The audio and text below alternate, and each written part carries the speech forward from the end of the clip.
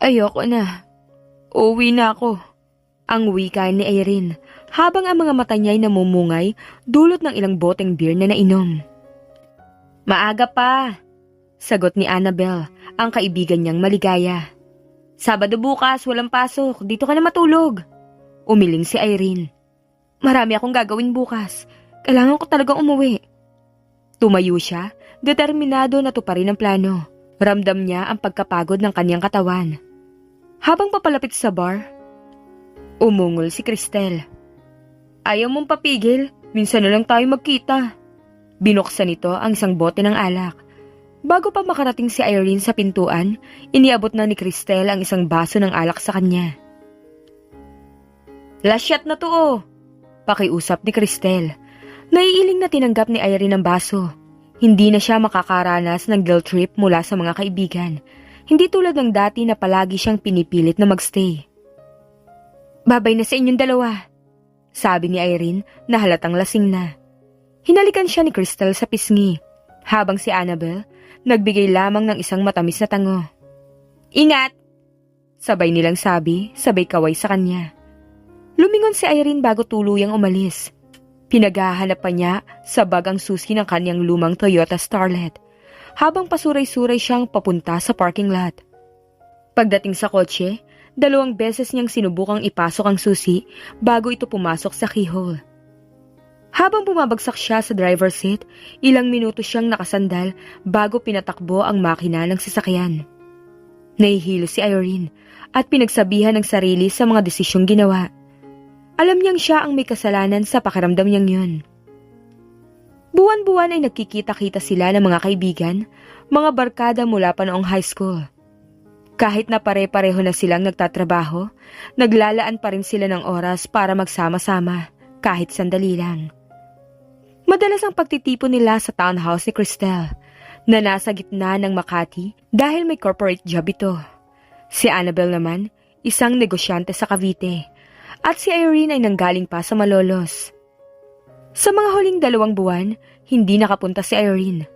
Abala siya sa pasukan, mga meeting at mga responsibilidad bilang guro sa isang Montessori school. Dahil dito napilitan siyang uminom ng higit pa sa karaniwan. Nagsusunod-sunod ang beer at alak. Kahit pa iniiwasan niyang uminom ng alak dahil mas mabilis itong nakakaapekto sa kanya kaysa beer. Nang makaramdam ng konting pagkontrol, sinuri ni Irene ang sarili. Nang matiyak niyang kaya niyang magmaneho, pinaandar na niya ang kotse at ilang sandali lang nasa highway na siya. Daddy, pagod na po ako! Reklamo ng 7 taong gulang na si Dolphy. May halong reklamo pero hindi makikita sa mukha ng bata. Masaya at masigla pa rin siya kahit gabi na. Masuyo namang hinaplos ni Kael ang buhok ng anak. Doon ka na sa backseat anak, malayo pang biyahe. Mas mabuti pang matulog ka muna. Ayoko dad, dito ako sa tabi mo. Sagot ni Dolphy, sabay bukas ng pinto ng front passenger seat. Napailing na lang si Kael habang isinusuong ng anak ang seatbelt. Paano Jean? Tanong niya sa kaibigan na nanonood lang sa kanila. Alis na kami, salamat. Ako dapat ang magpasalamat sa iyo, Kael. Pinagbigyan mo ko kahit malayo to. Sagot ni Jean. Ngumiti si Kael. See you on Monday. Nagpalitan sila ng kaway at nagsimula ng magmaneho si Kael. Talaga namang malayo ang Malolos, lalo pat sa Quezon pa sila uuwi. Mahigpit kasi ang imbitasyon ng kaibigan kaya't pinili niyang magpunta. Si Jean ay kaibigan ni Kael noong kolehiyo. Bagamat hindi sila naging magkaklase, madalas sila magkasama tuwing vacant period. Sa paglipas ng mga taon, naging matalik silang magkaibigan. Habang palabas na sila ng subdivision kung saan nakatira si Jean, napansin ni Kael na tahimik si Dolphy. Nakayuko na ito at nakasandal sa pinto ng sasakyan. Pinark niya ang kotse sa gilid ng kalsada at inayos ang reclining seat. Nang matiyak niyang komportable na ang anak, sa kanya ibinalik ang pansin sa pagmamaneho. Tiningnan niyang muli si Dolphy at hindi napigilan ni Kael ang magbuntong hininga. Si Dolphy ay tila larawan ng kanyang asawang, si Katie. Tuwing tinitingnan ni Kael ang anak, para ninyang nakikita si Katie. Ang mga mata nito'y kayumanggi. May mahahabang pilik mata at makapal na kilay. Direktang tuwid ang ilong. at manipis sa mga labi. May mga maumbok na pisngi si Dolphy kahit hindi naman ito mataba at ang buhok, diretsyo at makintab. May sakit na parang kumurot sa puso ni Kael. Walang duda, si Dolphy ay anak ni Katie. Siya na lang ang natirang alaala ng asawa. Namatay si Katie sa panganganak kay Dolphy. Isang malaking kalungkutan kay Kael na hindi man lang nakita ng asawa ang kanilang anak bago pumanaw. 7 taon na ang lumipas at mula noon, wala nang ibang inikutan si Kael kundi ang trabaho sa asyenda at ang pagpapalaki kay Dolphy. Isang aliw na lang sa kanya ang makita si Dolphy na may malasakit sa mga manggagawa sa asyenda. Interesado ang bata sa buhay sa asyenda. Tuwing panahon ng pamimitas ng mangga, nakikibahagi ito sa mga nagtutulong-tulong. Hindi rin ito umaalis kapag nagpapaanak sila ng mga baka. Isang ngiti ng pasasalamat ang sumilay sa labi ni Kael. Dahil kay Dolphy, hindi na niya gaanong ininda ang pagkawala ni Katie. Ibinuhos ni Kael ang buong buhay niya sa anak, sa kanyang tagapagmana. Sinulyapan niya ang bata, payapa ang tulog nito, mukhang inosente. Pero alam ni Kael na hindi magtatagal, si Dolphy na ang magpapatuloy ng pamamahala sa asyenda. Nang ibalik ni Kael ang pansin sa kalsada, napakunot ang noo niya. Isang kotse ang papalapit sa kanila, at ang driver nito, umaabante ng hindi maayos. Halatang wala sa tamang pag-iisip ang nagmamaneho. Ang sasakyan ay pabangga, paikot-ikot sa kalsada. Sa instinct, agad na nag-shift ng gear si Kael at tinumbok ang rampa. Pero yun ang naging pagkakamali niya. Hindi pamilyar sa daan at nawala ng kontrol ang sasakyan. Nahulog ang isang unahang gulong sa gilid ng kalsada na mas mababa sa normal na level. Bago pa man niya makontrol ulit, nawalan na ng kontrol sa manibela ang kotse. Napasinghap si Irene, akala niya ay katapusan na niya. Alam niyang higit sa 100 km/h ang bilis ng takbo ng kotse, kahit pa lumabas na siya ng expressway. Ang tanging nasa isip niya ay makauwi na. Hilong-hilo na si Irene. Wala nang 3 kilometro at makakauwi na siya. Kaya't lalo niyang pinigilan ang sarili na hindi mawala ng focus. Kung maaari lang sanang paliparin ng sasakyan, ginawa na niya. Isang mabagal na truck ng buhangin ang sinusundan niya at labis siyang inis dahil ito ang nagpapabagal sa kanyang pag-uwi. Nang makakita ng pagkakataon, agad siyang nag-overtake. Pero sa gitna ng paghahabol, umatake ang hilo at nawalan siya ng konsentrasyon sa manibela. Nang makabawi, nanlaki ang kanyang mga mata nang makita niyang sasalpok siya sa kasalubong na kotse. Bahagya siyang pumikit at inisip na maririnig na lang ang ingay ng pagsasalpukan ng bakal sa bakal. Ngunit sa halip, ang kotse sa kabilang linya ay rumampat na kaiwas. Nakahinga ng maluwag si Erin at agad bumalik sa tamang linya. Muling pinaharurot ang sasakyan. Pero isang malakas na busina mula sa truck ang nagpawala sa natitira niyang composure. Nabigla siya at nabangga ang manibela. Dahil doon nawalan siya ng kontrol at tumama sa isang puno. Ilang sandali pa, nawalan siya ng malay. Alam ni Kael na babangga sila. Agad niyang inabot si Dolphy gamit ang isang kamay, habang ang isa naman ay pilit ibinabalik ang kontrol sa manibela. Subalit huli na ang lahat. Nakita niyang tumama sila sa pader at sa pinakamasamang senaryo, hindi matibay ang pader kaya gumuho ito. At ang mga pira-pirasong hollow blocks ay nalaglag sa kotse. Basag ang windshield at naramdaman ni Kael na may mga bubog na tumalsik sa kanyang mukha at balikat. Ngunit wala siyang nararamdamang sakit. Ang tanging iniisip lang niya ay ang kaligtasan ng anak. Dolphy, anak. Mahinang bulong ni Kael habang mabilis na kinakalas ang seatbelt ni Dolphy. Tulog pa rin si Dolphy at tila hindi alam ang nangyaring aksidente. Nailabas niya si Dolphy mula sa kotse ngunit may tumamang kaba sa kanyang dibdib nang maramdaman ang kakaibang bigat ng anak.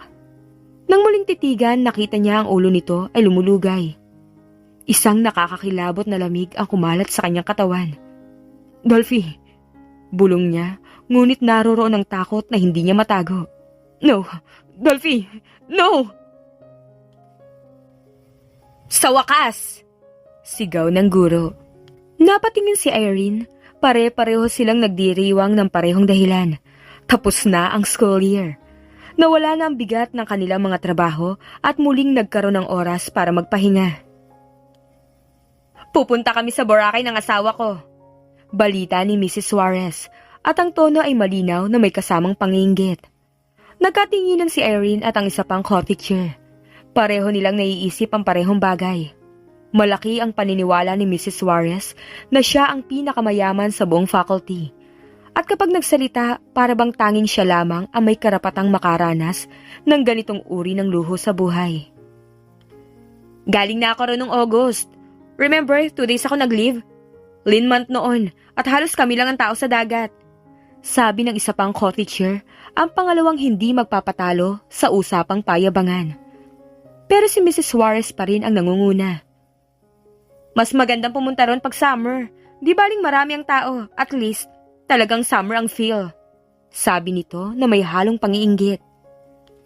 Goodbye everybody. Malakas na sabi ni Irene. Sanay na siyang makinig sa mga ganitong usapan sa mga co-teachers. Kung saan hanggang sa mag-uwian, hindi pa rin tapos ang kanilang pagpapaligsahan sa mga bakasyon at mga experiences. Sigurado siya, magkakaroon pa ng bulungan at kwentuhan sa mga susunod na araw. Napailing na lamang si Irene. Talaga namang sa lahat ng trabaho, hindi mawawala ang mga tao na mahilig magbigay ng opinyon. At karaniwan, ang mga tulad ni Mrs. Suarez at nang kausap nito ang laging gustong maging sentro ng atensyon. Remember, may report pa rin kayo once a week. Paalala ng principal. Tumango si Irene.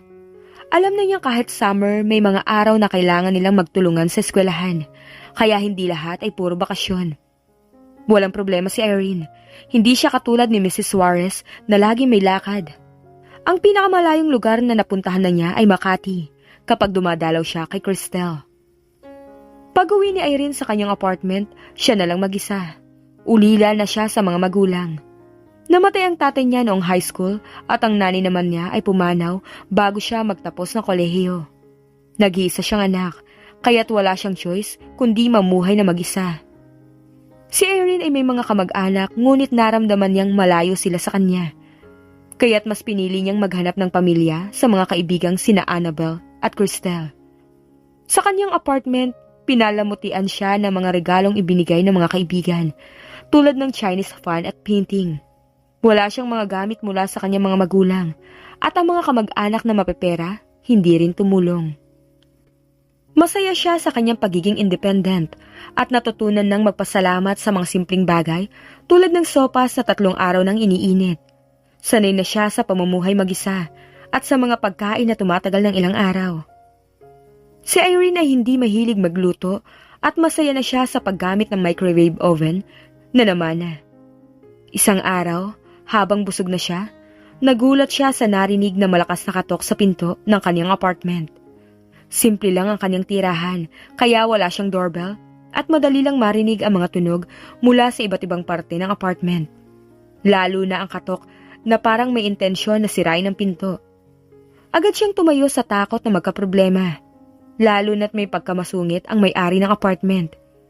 Ngunit palaging on time siya magbayad ng renta, kaya naman hindi siya inaalala ng may-ari. Yes? Yun lang ang nasabi ni Irene at malabo na niya madugtungan. Parang nakulong na ang lahat ng boses sa kanyang lalamunan.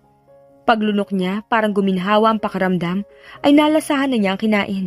Nakalimutan niyang uminom. Nabigla siya nang makita ang isang lalaking matangkad at may malakas sa presensya, na parang younger version ni Pierce Brosnan. Simpleng buhay lang siya, eskwelahan at bahay, at bihirang ligawan dahil sa pagiging suplada at hindi interesadong makipagrelasyon. Sanay siyang mag-isa at hindi kayang isiping mag-asawa. Dahil sa tingin niya, mas umaasa ang mga lalaki sa kanilang asawa kaysa sa kabaligtaran. Karinyo yon, Irene. Bahagi ng pagsisilbi sa asawa. Naaalala niyang paliwanag ng isang kakilala. Ngiti lang ang isinagot niya. At the back of her mind, may inis lang siya sa lalaki kapag ganong kaliit na bagay ay iaasa pa sa kanya. Si Irene ay sanay sa tahimik at simpleng buhay. Walang interes sa lalaki dahil sa hindi magandang halimbawa ng relasyon ng kanyang pamilya. Matapos mamatay ang ina, pinili niyang mag-ipon sa bangko at iwasan ang negosyo ng ina. Wala sa isip niya makipagrelasyon, hanggang sa makatagpo siya ng isang lalaking kumatok sa kanyang pinto. Bigla siyang naintriga at napansin ang kaakit-akit nitong hitsura, kaya't naging awkward siya sa kanyang reaksyon. He cleared his throat. May I come in? Minsan pang napalunok si Irene. Even his voice was wonderful. Among numerous adjectives, wonderful ang unang pumasok sa kanyang isip. At naniniwala siyang akma naman yun sa lalaki. Pero hindi na masyadong wonderful ang expression nito. Parang sumungit. Idagdag pa na parang nairita.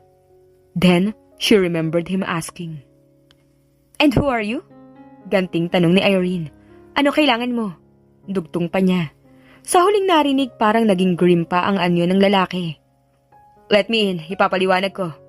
He moved a step forward. Sandali. Protective na iniharang ni Irene ang sarili sa pintuan. Hindi naman siya natatakot sa lalaki pero natural lang na protektahan niya ang sariling pamamahay. Hindi niya kilala ang lalaki, kahit ito pa ang pinakamagandang lalaki sa mundo. Kahit na mukhang clone ni Pierce Brosnan, hindi pa rin siya ganap na magtitiwala rito. "Sino ka muna?"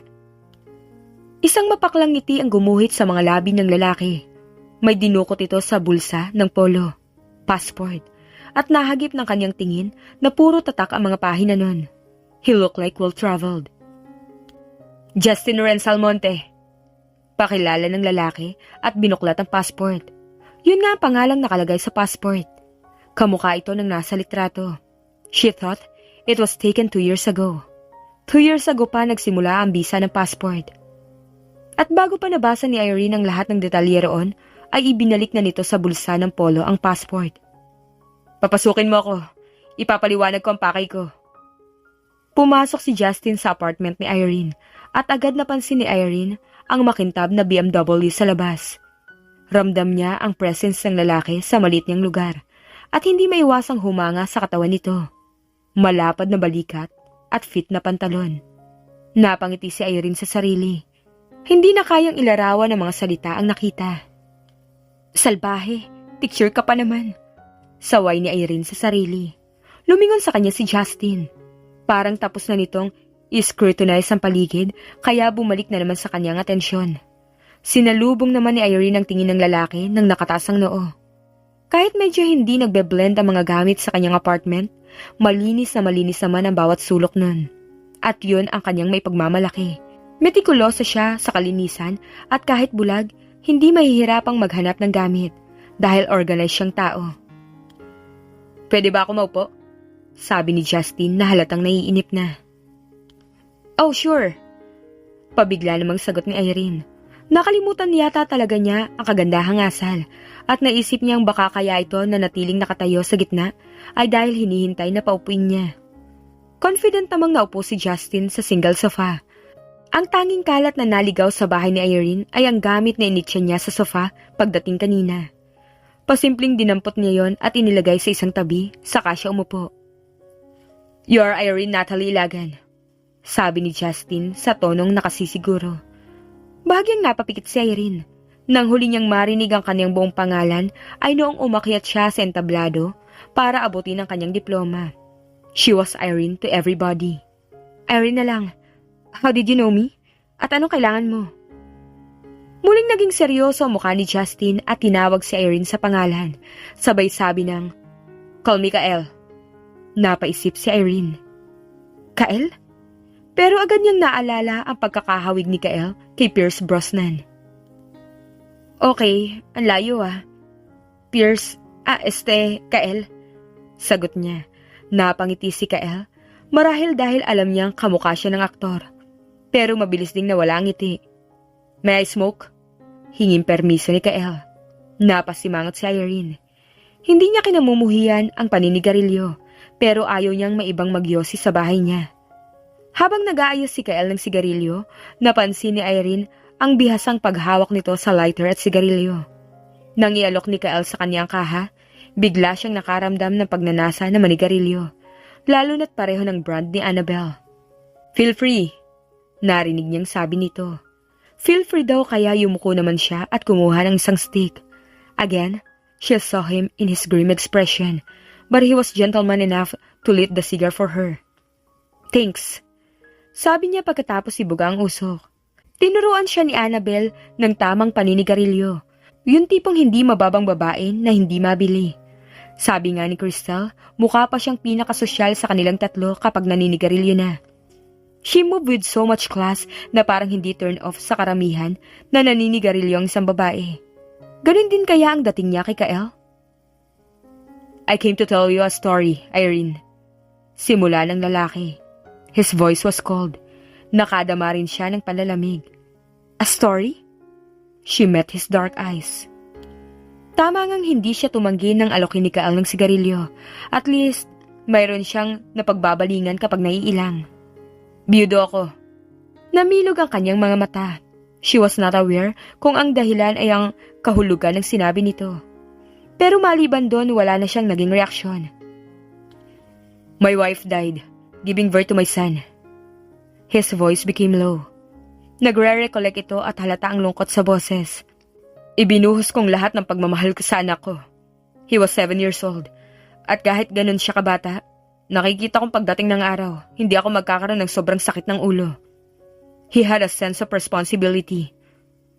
Then, 8 months ago, we met an accident. He died. Napaawang ang bibig ni Irene.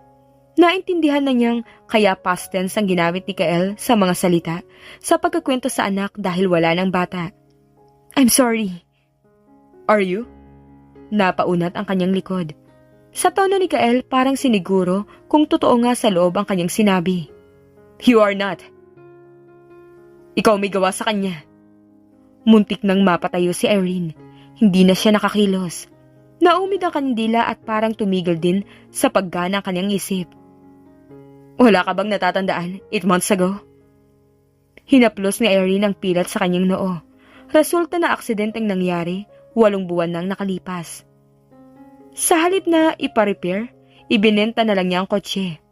1 linggong hindi pumasok sa Montessori. Ininda ang sugat at tumagal pa ng ilang araw bago gumaling. Pinutol niya ang bangs bilang pagbabago. Tumingin siya kay Kael. Naaksidente rin ito noong mga panahong yun. Coincidence?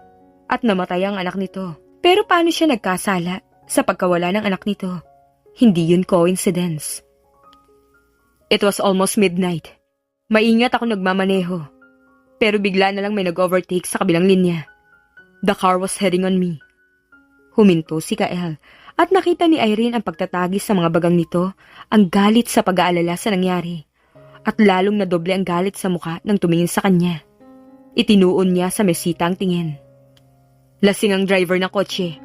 Napatunayan ko yun nang magpaimbestiga ako. Wala sa direksyon ng takbo, kaya tinumbok ko ang rampa para umiwas. But that made the worst. I lost control at tumama kami sa pader. And worst of all worst, nagiba ang pader at halos tumabon sa amin. My son died of eternal hemorrhage. Katahimikan. Mukhang pareho sa paninigarilyo na buhos ang kanilang atensyon. Nang magtangka si Irene na sulipan si Kael, nakita niyang salubong ang mga kilay ng lalaki. Galit pa rin ang ipinupukol na tingin sa kanya. Huminga siya ng malalim. Paano ko magiging kasalanan yun kung ikaw ang bumangga sa pader? Ikaw ang may hawak ng malibelo na kotse mo. Her voice was flat, so unaffected.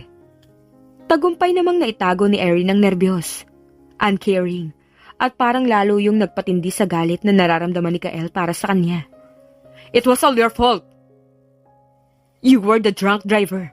At kung nasa tamang wisyo ka lang, wala sanang aksidenteng nangyari. Natigilan si Irene. Kinakabahan siya sa itsura ni Kael, pero hindi niya gugustuhing mahalata ng lalaki ang tunay niyang damdamin. Excuse me, mister. Huwag mong ibaling sa akin ang pagkakamali mo. Kung magaling kang umiwas, hindi mangyayari yun sa'yo. Naningkit ang mga mata nito. You know what? Ikaw na ang pinakawalang konsensyang taong nakita ko. Bakit naman ako makokonsensya? Na hindi ko nga alam na may aksidente rin pala ng gabing yun. Ang alam ko lang, nabangga ang kotse ko. So ngayon alam mo na. Galit na sabi ni Kael. Irene, mapapatunayan ko sa'yo, ikaw ang driver ng kotseng sumalubong sa akin. Kompleto sa detalye ang investigasyong pinagawa ko. Kahit ang driver ng truck ng buhangin, naroon ng gabing yun. Nakausap ko na. Nakita niya ang buong pangyayari at may statement pa siyang sinabi sa investigador. Nanlaki ang mga mata ni Irene. Napahit-hit ng sigarilyo. Gaya ng ano? Wala ka sa sarili habang nagmamaneho. Sigurado kang ako nga yun? Ikaw nga, wala nang iba. Nanigarilyo uli siya. Bahagyang nanginig ang kanyang kamay na pinagpapawisan pa ng dahil lang sa sigarilyo sa bibig. I'm sorry, hindi ko yung sinasadya. Galit pa rin ang ekspresyon ni Kael. Hindi ako pumunta dito para sa sorry mo. You owe me one. Huwag mo sabihing hihingan mo ako ng danyos. Nagkamali ng sinabi si Irene, lalo na kasi siyang ninervyos sa galit na rumehistro sa mukha ni Kael. Walang katapat na halaga ang buhay ng anak ko. Lalo siyang ninervyos, malakas ang kabog ng kanyang dibdib. Naubos na ni Irene ang sigarilyo sa panay na paghit-hit at hindi na rin niya kayang magsindi pa ng isa. Nanginginig ang kanyang kamay. Kael, kung hindi danyos sa kailangan mo, huwag mong sabihin sa akin, ngayon mo pa ako idedemanda. Sasapat ang nakatabi niyang pera bilang pambayad sa isang magaling na abogado, pero paano kung makulong pa rin siya? At hindi lang yun, paano na ang kanyang reputasyon? She was a teacher at may expose sa madla na kaya siya na demanda ay nasa impluensya siya ng alak. Ang masakit pa bago pa man matapos ang paglilitis ay kinondena na si Irene ng lipunan.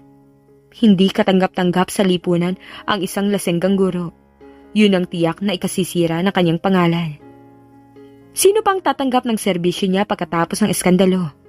Katapusan na ng kanyang propesyon. Katapusan na ng lahat sa kanya. Naisip ko ngang idemanda ka. Narinig niyang sabi ni Kael. No. Biglang nawala ang kabog sa dibdib ni Irene. Pero pakiramdam naman niya, pabagal ng pabagal ang pagtibok ng kanyang puso. At baka bigla na lang yung tumigil. Pero may naisip akong ibang paraan. Hindi mo ako idedemanda? Tinapos mo ang buhay ng anak ko. Sabi nito sa tonong parang itatanim sa kanyang utak na siya lang ang may kasalanan sa pagkawala ng anak nito. At ganun na nga ang nagiging pakiramdam ni Irene. She was feeling guilty all over. At siguro gagawin niya ang kahit na anong sabihin ni Kael, makabawas man lang sa kanyang nararamdaman. You're going to bear me another son. You're kidding. I'm not. Pinuno ni Irene ang hangin ng dibdib. I can't bear you a child. Hindi ako parang baka na palahian. Hindi ka naman basta mabubuntis lang. Pakakasalan kita. Pakakasalan? Pakakasalan. You should be thankful dahil pakakasalan kita. Hindi ko gustong maging bastardo ang anak ko. Teka muna, sandali. Naguguluhan na wika ni Irene. Wala kang karapatang tumanggi, Irene. Dahil kung hindi, then I would consider the first one. Idedemanda kita. Pwedeng tinatakot lang siya nito para huwag siyang tumutol. At effective nga yun sa kanya. Hindi niya gustong mademanda. Bakit ako? Bakit sa akin mo pa gusto magkaanak? Hindi mo ba naisip na tuwing makikita mo ako, palagi mong maaalala na dahil sa akin kaya nawala ang anak mo? Sa palagay mo ba hindi ko naisip yan? You should know me better than that, Irene. At ano pa ang balak mo? Exaggerated ang takot sa kanyang tono. You told me you're going to marry me. At pagkatapos ano? Don't expect too much. Gagawin ko lang yun dahil gaya ng sinabi ko kanina. Hindi ko gustong maging bastardo ang anak ko. You will not be a mother to my child. What? At sa palagay mo ba papayag ako mangyari yun?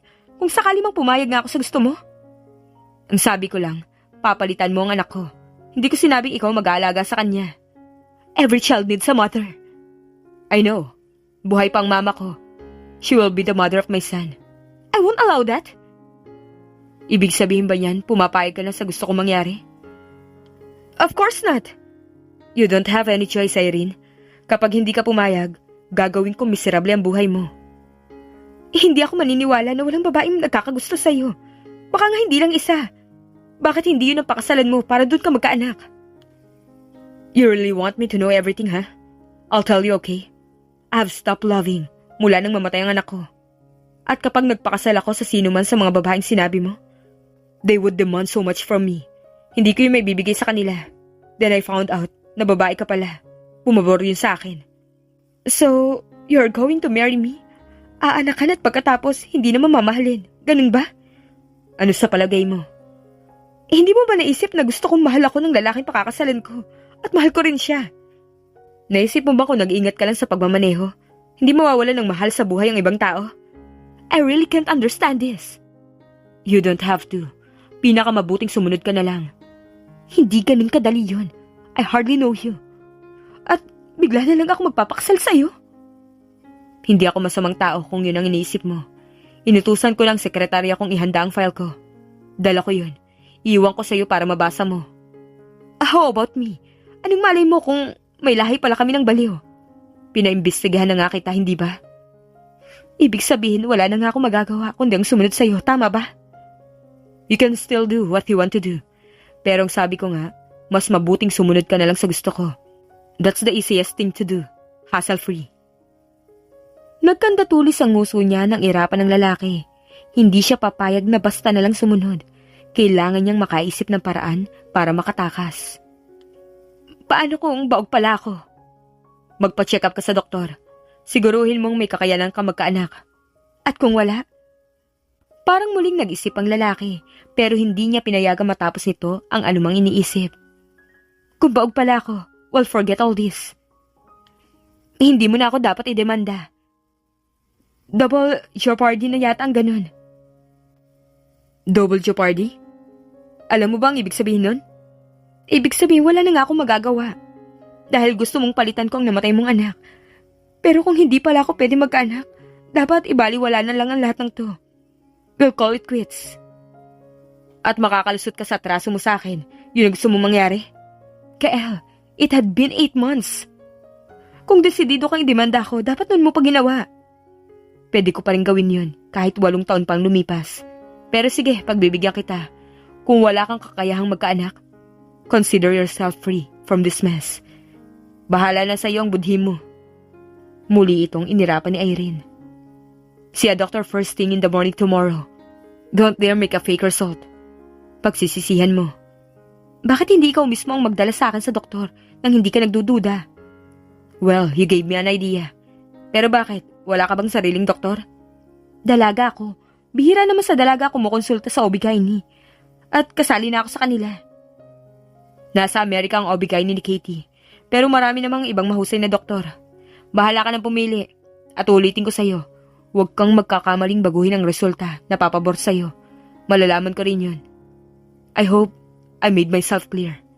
I'll give you a week. Pagkatapos, babalikan kita. Tumayo na rin si Irene. Isasara na lang niya ang pinto nang pumihit ang lalaki. You have to read my file. You may do some checking. Para naman hindi mo ako masabihang unfair. Talk about fairness.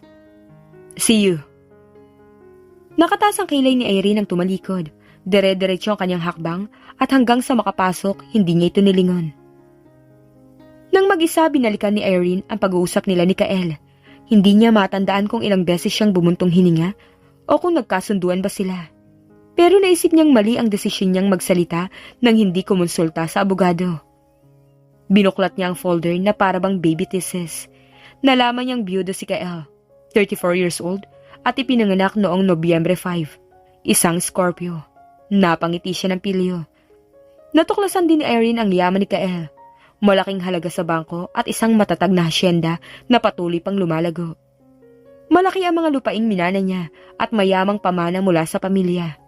Ang ina ni Kael, si Senyora Catherine, ang namamahala sa Villa Almonte. Sa mga litrato sa folder, nakita ni Irene ang malawak na ari-arian ni Kael, ang villa, ang sala, at iba pang bahagi ng kanyang malupit na yaman. Sa susunod na pahina, nakita ni Irene ang mga litrato ni Senyora Catherine, isang close-up at isang studio shot, kung saan nakaupo ito sa isang eleganteng silya, mukhang reyna. Naisip ni Irene, kung ganito ang itsura ng ina, malamang magiging mapagmataas ang magiging anak nito. Kasunod ng mga litrato ng senyora, isang wedding photo ni Kael at ng asawa nito, larawan ni Kael at ng anak nito. Tumagal ang tingin ni Irene sa litrato ng mag-ama at napansin niyang bagamat hindi magkamuka, may koneksyon sa kanilang ngiti. Habang binabasa ang complete file, pati paboritong pagkain, pabango ni Kael ay nakalista. Tila parang binabasa rin ni Irene ang isang autobiography. Nang matapos siyang magbasa, hating gabi na at inantok na siya. Napangiti siya habang humihinga ng malalim. Wala siyang kasalanan. At kahit naisip niyang nagkamali siya sa pagpapabuntis kay Kael, agad din niyang nakatulugan ang pag-aalala. Gising na si Irene ng alas 5 ng umaga. Ngunit naaalala niyang bakasyon, kaya bumalik siya sa paghiga. Hindi na siya makatulog at nag-isip ng gagawin. Hindi niya makontak sina Annabel at Cristel, kaya't nag-decide siyang maglaba. Bumangon siya at nagsimulang maglaba, pati kortina at bedsheet ay isinama niya. Habang nag-aantay ng unang batch ng labahin, naglinis siya sa kwarto at napansin ang folder ni Kael sa night table. Naalala niya ang mga utos ni Kael at nagpanik siya sandali. Ngunit naisip niya maaga pa at wala namang bukas na klinik. Matapos maglaba, nag-almusal siya at tinitingnan ang kanyang bahay na tahimik at maaga pa.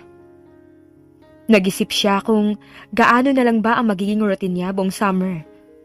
Bigla siyang nagulat nang makarinig ng katok. Inisip niyang napakaaga pa para sa bisita. At nang tingnan ng sarili, napansin niyang hindi pa siya naghihilamos o nagsusuklay. Ang katok ay umulit at naging sunod-sunod. "Sandali lang!" Malakas na sabi ni Irene. Naghilamos muna siya sa gripo bago puntahan ang pintuan. Inipit lang niya ang kanyang buhok at nagpupunas pa siya ng muka nang lumapit sa pinto. "Good morning." "Ikaw?" "Huwag mo ko tingnan ng ganyan. I'm not a ghost," sabi ni Kael. "What are you doing here? Ang sabi mo sa 1 linggo ka pa babalik." Gulat pa ring tanong ni Irene. Parang naaaliw naman ang lalaking pagmasdan siya. "Nagbago ang isip ko. Sasamahan kita sa doktor." Mapakla siyang ngumiti. "Sigurista ka rin, no?" "Walang masama ron. Hindi mo ba ako patutuloyin? Ang aga-aga ko nag-check out sa hotel. Hindi pa nga ako nag-aalmusal eh." "Hindi ko kasalanan yun." Bulong niya na malamang naman nakaabot sa pandinig ni Kael. Nang pumihit siya, ang lalaki na ang nagtulak sa pinto at pumasok. "A coffee will do. Black coffee." Alam ni Irene ang timpla nito sa kape. Nabasa niya yon sa file ng lalaki, pero wala siyang balak na ipagtimpla ito ng kape. Tumayo siya sa gitna ng sala. Ano bang pakialam niya kung ano ang kanyang itsura sa paningin nito? Hindi naman siya nagpapa-charming. Mainam nga na malayo sa pagpapa-impress ang nakikita ni Kael sa kanya. Baka sakali, magbago ang isip ng lalaki at kalimutan na siya. "Wala akong kape rito, sorry." Nakatitig si Kael kay Irene. Hindi alam ni Irene kung maiiling o maiinis. Magulo ang buhok niya at medyo basa ang noo mula sa hindi ganap na paghihilamos. Malayo siya sa mga babaeng palaging maayos ang itsura, pero may isang bagay sa kanya. Ang sariwang itsura at inosenteng walang pakialam sa ayos. Nagsalubong ang kanyang mga kilay. "Kael, ang sabi ko, walang kape rito. Kung magdedemand ka naman, sorry din. Hindi ako magpaparasyon ng dyaryo. Kung talagang desidido kang samahan ako sa doktor, fine. Wala naman akong magagawa eh, di ba? Maupo ka na lang dyan habang hinihintay mo akong gumayak." "I don't read newspapers. I watch morning news. Wala ka bang TV rito?" "Meron, nasa kwarto ko. Sorry off limits ang bisita sa kwarto ko." "Hindi magtatagal, hindi na ako basta bisita lang sa'yo, Irene. Tandaan mo yan." Inismiran niya ito at saka tumalikod. Mabilis kumilos si Irene. Nakapaligo, nakapagbihis ng asul na bestida at nakapag-ayos ng buhok. "I'm ready," anunsyo ni Irene. Para namang masunuring bata si Kael na hindi umalis sa kinauupuan. Nang puntahan niyang lalaki, ay naroon pa rin ito. Ni wala yatang ginawa maliban sa huminga. Pero sumunod naman si Kael nang makita siya. Sumulyap ito sa relo. "Maaga pa, I guess we have to eat breakfast first. Saan mo gusto?" "Sa Jollibee." Inalalaya na siya ni Kael sa pagsakay sa kotse. Pinigil na niya pagtaas ng isang kilay. Medyo gentleman din naman pala ang lalaki. "Dapat heavy ang kinakain ng tao sa umaga. Doon ang gagaling ang energy natin sa buong maghapon," sabi ni Kael nang ilapag sa mesa ang almusal nila. Nasa Jollibee na sila. Corned beef meal at may extra rice pa ang inorder ng lalaki, habang pancake meal at hot choco naman ang kay Irene. "Sana yan lang naman yan. Sanay nga ako sana sa Vita lang sa umaga eh." "Sa villa, kanin ang almusal. Makakatikim ka lang ng tinapay pag merienda. Minsan nga mabigat din sa tiyan. Ginataang bilo-bilo, kakanin." Umingos siya. "Sa villa yon." "Sinasabi ko sa'yo para unti-unting mag-adjust ka na. Pag sa villa ka na nakatira, hindi pwedeng iba ang kinakain mo sa marami. Kung ano kinakain ng amo, yun din ang pagkain ng katulong. Hindi naman pwedeng sila ang mag-adjust sa'yo. Mabibigat ang gawain nila." Nilagyan ni Kael ng cream ang kape at kumain ng tahimik, habang si Irene ay nag-iisip. Pagkatapos kumain, nagsalita si Kael. Sigurado sa planong pagtira sa Villa Almonte at iniwasan ni Irene ang magtanggol sa sarili. Hindi siya kumbinsido sa kasal at nag-aalinlangan kung paano ito magbabago sa kanyang buhay. Habang iniinom ang hot chocolate, nagtataka siya kung bakit bigla niyang naisip ang pagmamahal. Ayaw mo na? Sabi ko naman sa'yo, hindi ako sanay mag-almusal eh. Walang duda namang sanay sa maagang gawain si Kael. Halata sa estilo ng pagkain nito. Parang may oras ang pagkain. He was fine, cultured man. Balanse sa itsura at sa kilos ang hard labor. Medyo maitim na ang balat ni Kael. Parang hindi papayag na iasa sa mga katiwala ang paglilibot sa buong asyenda. Naisip mo na ba kung kaninong doktor magpapatingin? Tapos nang kumain si Kael. Maayos pa nitong itinabi sa isang gilid ng styroplate ang plastic na kubyertos. Umiling si Irene. Total, sasamahan mo naman ako eh. Di, ikaw na rin ang mag-isip kung sinong doktor ang pupuntahan natin. Okay, sa St. Luke's na kita dadalhin. Kahit mabilis ay maingat magmaneho si Kael. Minsan nag-overtake, sinulya pa nito ni Irene. Nagpatay mali siya naman siya, kunwari hindi niya napansin. Inulit ni Kael ang pag-overtake nang makakita ng tiyempo. Ganyan ang tamang pag-overtake, hindi kagaya ng ginawa mo noon. Humalukip-kip si Irene. Akala pa naman niya ay tinuturuan siya nito. Yun pala, pinamumukhaan siya. Kumibulang siya nang papasok na sila sa compound ng hospital. May kakilala ka bang doktor dito? Wala, pero halos lahat ng doktor dito mahuhusay. At kahit naman hindi nakakilala, gagamutin ka. Excuse me, walang gagamutin sa akin. Magpapakonsulta lang ako. Whatever. Nang bababa na si Irene ay bumaba na rin ang lalaki. Nasa lobby na sila nang tumigil siya sa paghakbang. Huwag mo sabihing sasamahan mo pa rin ako? Asik niya. Ano pa ang silbi ko rito kung hindi nga ganun ang gagawin ko? Diyan ka na lang. Hindi kita lulukohin kung yun ang iniisip mo. Nagkibit balikat lang ang lalaki. Nang magsimulang humakbang uli si Irene ay humabol ito. Sandali! Ano na naman? Mabilis nitong kinuha ang wallet. Signature label din yun at mapintog. Nahagip ng kanyang tingin ang laman nun. Bagaman maraming cash ay marami ring cards. Pambayad mo. Wala namang problema sa tono ng lalaki. Parang nakakondisyon na talaga sa isip na sagot nito ang lahat. Meron din ako niyan. Mataray na sabi niya, tumalikod na. Nang lumiko sa dulong corridor, nakita niya sa sulok ng mga mata na nakatayo pa rin si Kael sa gitna ng lobby. Nakatingin ito sa kanya na parang nagtataka. Umarko lang ang kilay ni Irene, pero mabilis ding nawala yon nang makita ang kasalubong. Isang nurse, at dito siya nagtanong kung sino ang doktor na pwede niyang pagpatingnan. Not yet married? May pagkasorpresa sa mukha ng bata pang doktora, pero maaliwalas sa mukha. Not yet, sagot naman ni Irene. Gusto mo nang malaman kung pwede ka magkaanak? Tanong pa nito. Nakatingin ang doktora sa card niya na inihanda ng sekretarya nito. Wala namang intriga sa mukha ng doktora, pero parang gusto niyang mailang. Doktora, gusto ko lang hong makasiguro.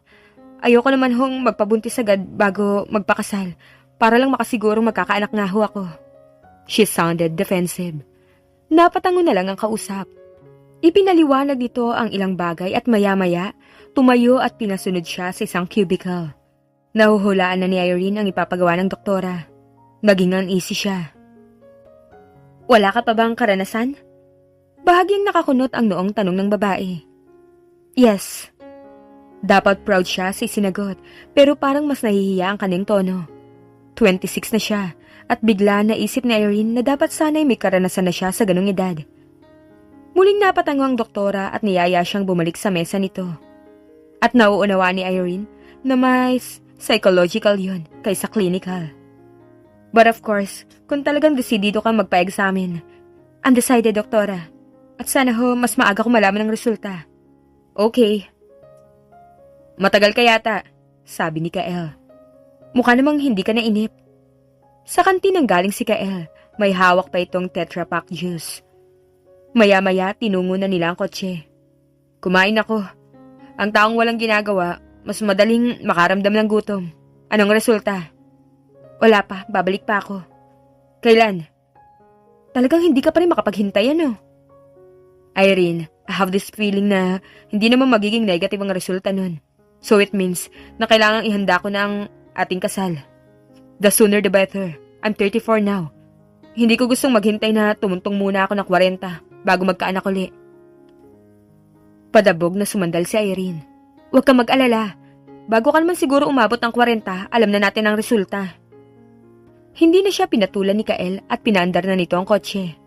Saan pa tayo pupunta? Pakakainin kita. Baka matuto kang sumagot ng matino kapag busog ka na. I can't believe it! Bulalas ni Annabelle.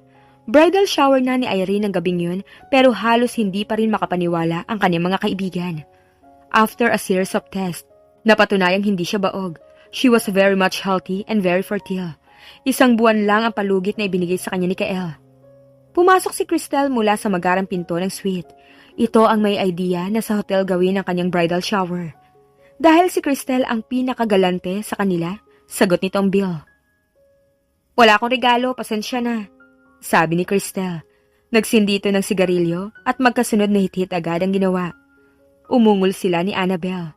Kapag hindi nagregalo si Cristel, iisipin nilang impostor ang kaharap nila. For you, iniabot ni Annabelle kay Irene ang isang regalo. Medyo maliit yun. Imposibleng magkasya ang isang nightie na inaasahan niyang regalo nito. Bubuksan ko na ba to? Buksan mo na. Wala ka nang hihintayin sa akin. Udyok ni Cristel. Binuksan nga ni Irene. Ang akala niyang kahon ay hindi pala. It was a book. At napangisi si Cristel nang mabasa ang pamagat.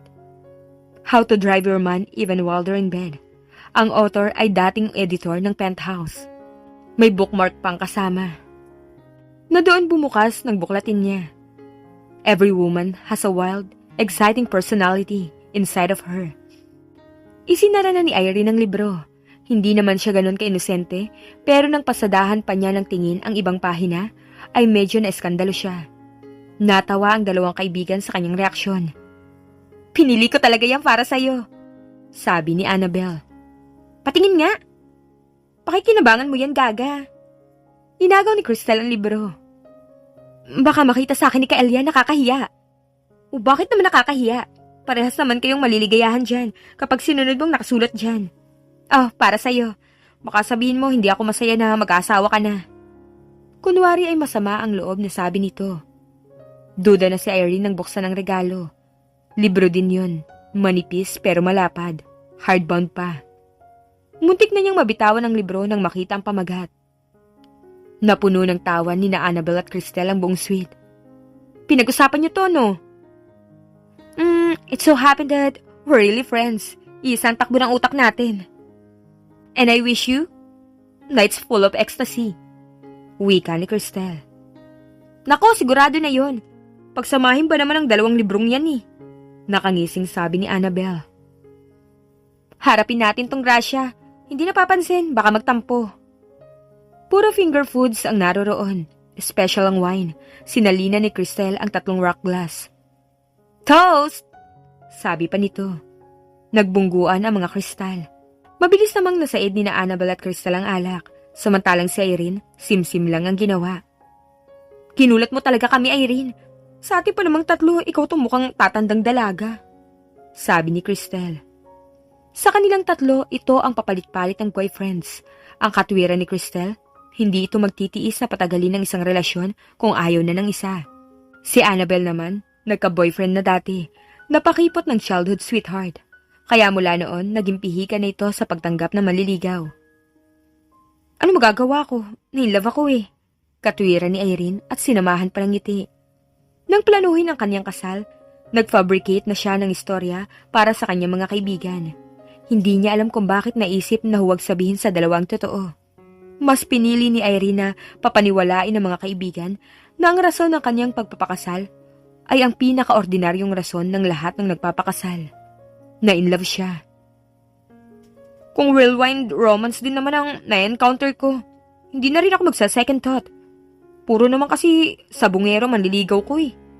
Himutok ni Annabelle. Para kay Irene lang yun. Huwag ka na mangarap dyan. Buska ni Cristel. Yun ang alam ng 2. Whirlwind romance ang nangyari sa kanila ni Kael. Ang sabi ni Irene, isa ang lalaki sa panauhing pandangal noong foundation day ng Montessori. The rest was history. Pangalawang sali na ng alak ang iinumin nila nang maistorbo sila ng doorbell. "Ako na!" presinta ni Annabelle. Hindi tanaw ang pinto mula sa salang kinaroroonan nila. Nang buksan yun ni Annabelle ay narinig na lang nila ang malakas na boses nito. "The groom-to-be!" Tiningnan siya ni Cristel. "I told you, this is exclusive for the three of us." Akusa nito. Hindi ko siya inimbita." Tanggi naman ni Irene. Tumayo siya at lumapit sa pinto. "Love." Masiglang bati ni Kael nang makita siya.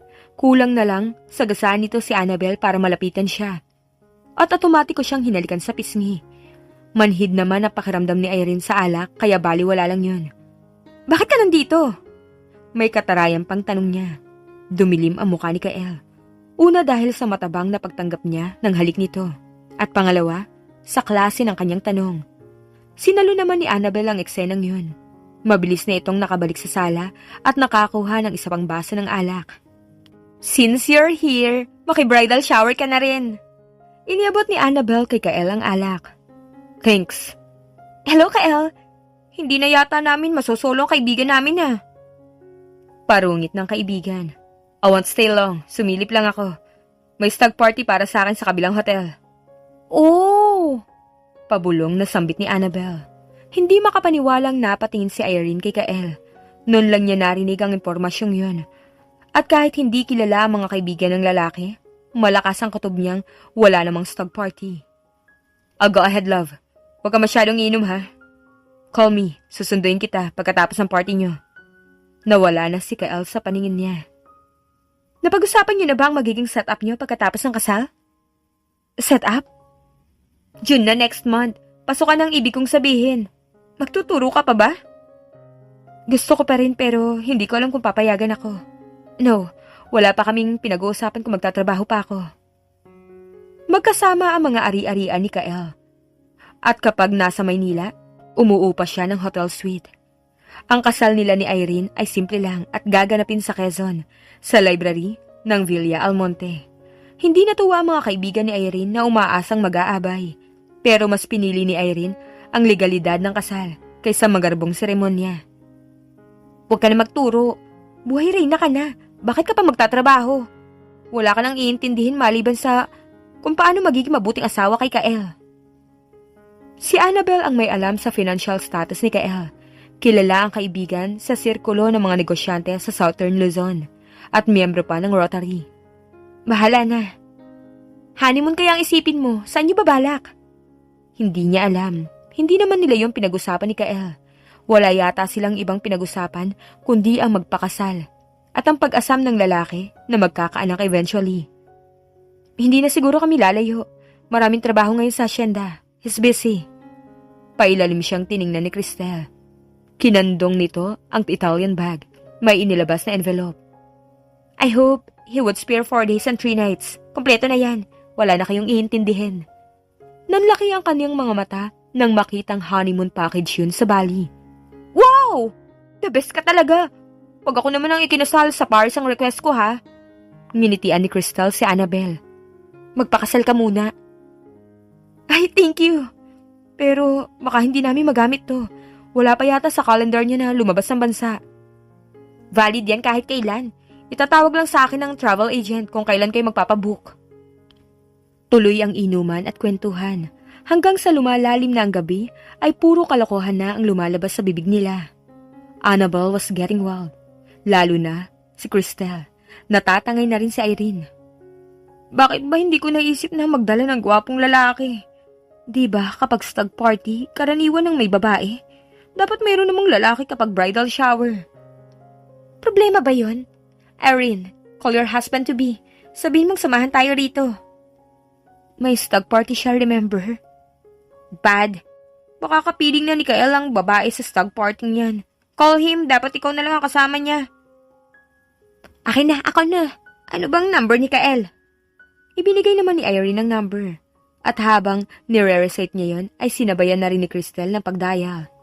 "It's raining." "Anong sasabihin mo?" "Kael, can you come here? Nalulungkot ang kaibigan namin. She is missing you." He's coming." Nagsisinungaling talaga si Kael. Dapat wala pang 3 minuto, may nagdo-doorbell na sa suite nila. Sigurado si Irene na si Kael na ang nasa labas ng pinto. Siya na ang tumayo para pagbuksan ito. Lasing ka na. There's no stag party. At nasa paligid ka lang, di ba? You're acting like a suspicious wife. I'm here. Anunsyo ng lalaki sa dalawa niyang kaibigan. Take this. Mabuhay na tumayo si Cristel at inabutan si Kael ng wine glass na may lamang alak. How's the stag party? Pinauwi mo na ang babae? Walang babae. Si Irene lang ang babae sa akin. Parang sinserong-sinsero ang lalaki sa sinabi nito. Lalo at humigpit pa ang hawak sa kanyang baywang. Umugong naman ang pangangansyaw ni na Cristel at Annabel. Patunayan mo nga, hamon ni Annabel. Yun lang pala eh. Anong klaseng patunay ba ang gusto nyo? Pakakasalan ko naman tong love ko ah. Alam na namin yan. Come on, Kael. Matanda ka na. You know what we mean. Isinauli ni Kael ang baso kay Cristel. Pahingi pa, pampalakas ng loob. Sabi nito na nakisakay sa kalokohan. Pinandilatan ni Irene si Cristel pero parang hindi siya nito nakita at sinalinan pa ng alak ang baso. Higit na marami kaysa dati pero pareho lang ang resulta ng inumin niyo ni Kael. Pipikit ako! Bata pa ako para dyan. Hay, loka! Marami ka nang alam, no? Game na ba? Inip na sabi ni Kael. Parang ipinapahiwatig ng kakaibang ngiti na gusto nito ang nangyayari. Napipiliin yun ni Kael ng 10 beses kaysa uminom mag-isa sa bar ng hotel. Siniko naman ito ni Irene. Napaka-contradicting ng aksyon nito. Pwede naman siyang humiwalay sa pagkakahawak ni Kael, pero hindi niya ginawa. Parang ang gusto pa niyang lalong sumiksik sa tabi nito. At aminin man o hindi, hinihintay rin niya ang gagawin ni Kael. Dito ako. I want a perfect view. Ibinagsak ni Cristel ang sarili sa sofa, nakatapat mismo ng kinatatayuan nila. Pwede na ba akong dumilat? Pilyang tanong naman ni Annabel. Alright, game! Si Irene at Kael ay naghalikan ng masuyo at matindi. Isang halik na nagpatindi ng kanilang damdamin. Para kay Irene, yun ang kanyang unang halik. At lahat ng kanyang mga prinsipyo at pag-iisip ay nawala sa kalituhan ng mga sandaling yun. Ang mga halik ni Kael ay nagbigay sa kanya ng isang kakaibang kasiyahan at ligaya na parang siya'y nananaginip. Habang patuloy ang kanilang halikan, naramdaman ni Irene ang malakas na atraksyon at tadhana na siyang magtutulak sa kanila na magpakasal, anuman ang mga dahilan. Let's go, Cristel! Hindi na tayo papansinin ng mga yan. Ikaw kasi! Nang dumilat si Irene, nasa pinto na ang kanyang mga kaibigan, parehong lasing habang kumukuha ng tatag sa bawat isa. Nagkatinginan sila ni Cristel. Mauna na kami. Bahala na sa'yo si Kael. Don't mind the bill. I settled that already. Pipigilan sana ni Irene ang mga ito, pero naramdaman niyang pumisil ang isang kamay ni Kael sa kanyang braso. Darating kami sa kasal, don't worry. Sa isang iglap, silang dalawa na lang ni Kael ang naroroon. Bumitiw siya ng yakap sa lalaki at hinanap ang kanyang bag. Gusto ko na rin umuwi. Medyo basa pa ang kanyang mga labi. Mabisa yung tagapagpaalala ng halik na pinagsaluhan nila. Hindi yun makakalimutan ni Irene. Nagpapasalamat siya kay Kael. Kung hindi dahil dito, hindi niya mararanasan kung paano mahalikan. At yun ang kanyang unang halik. Tara na.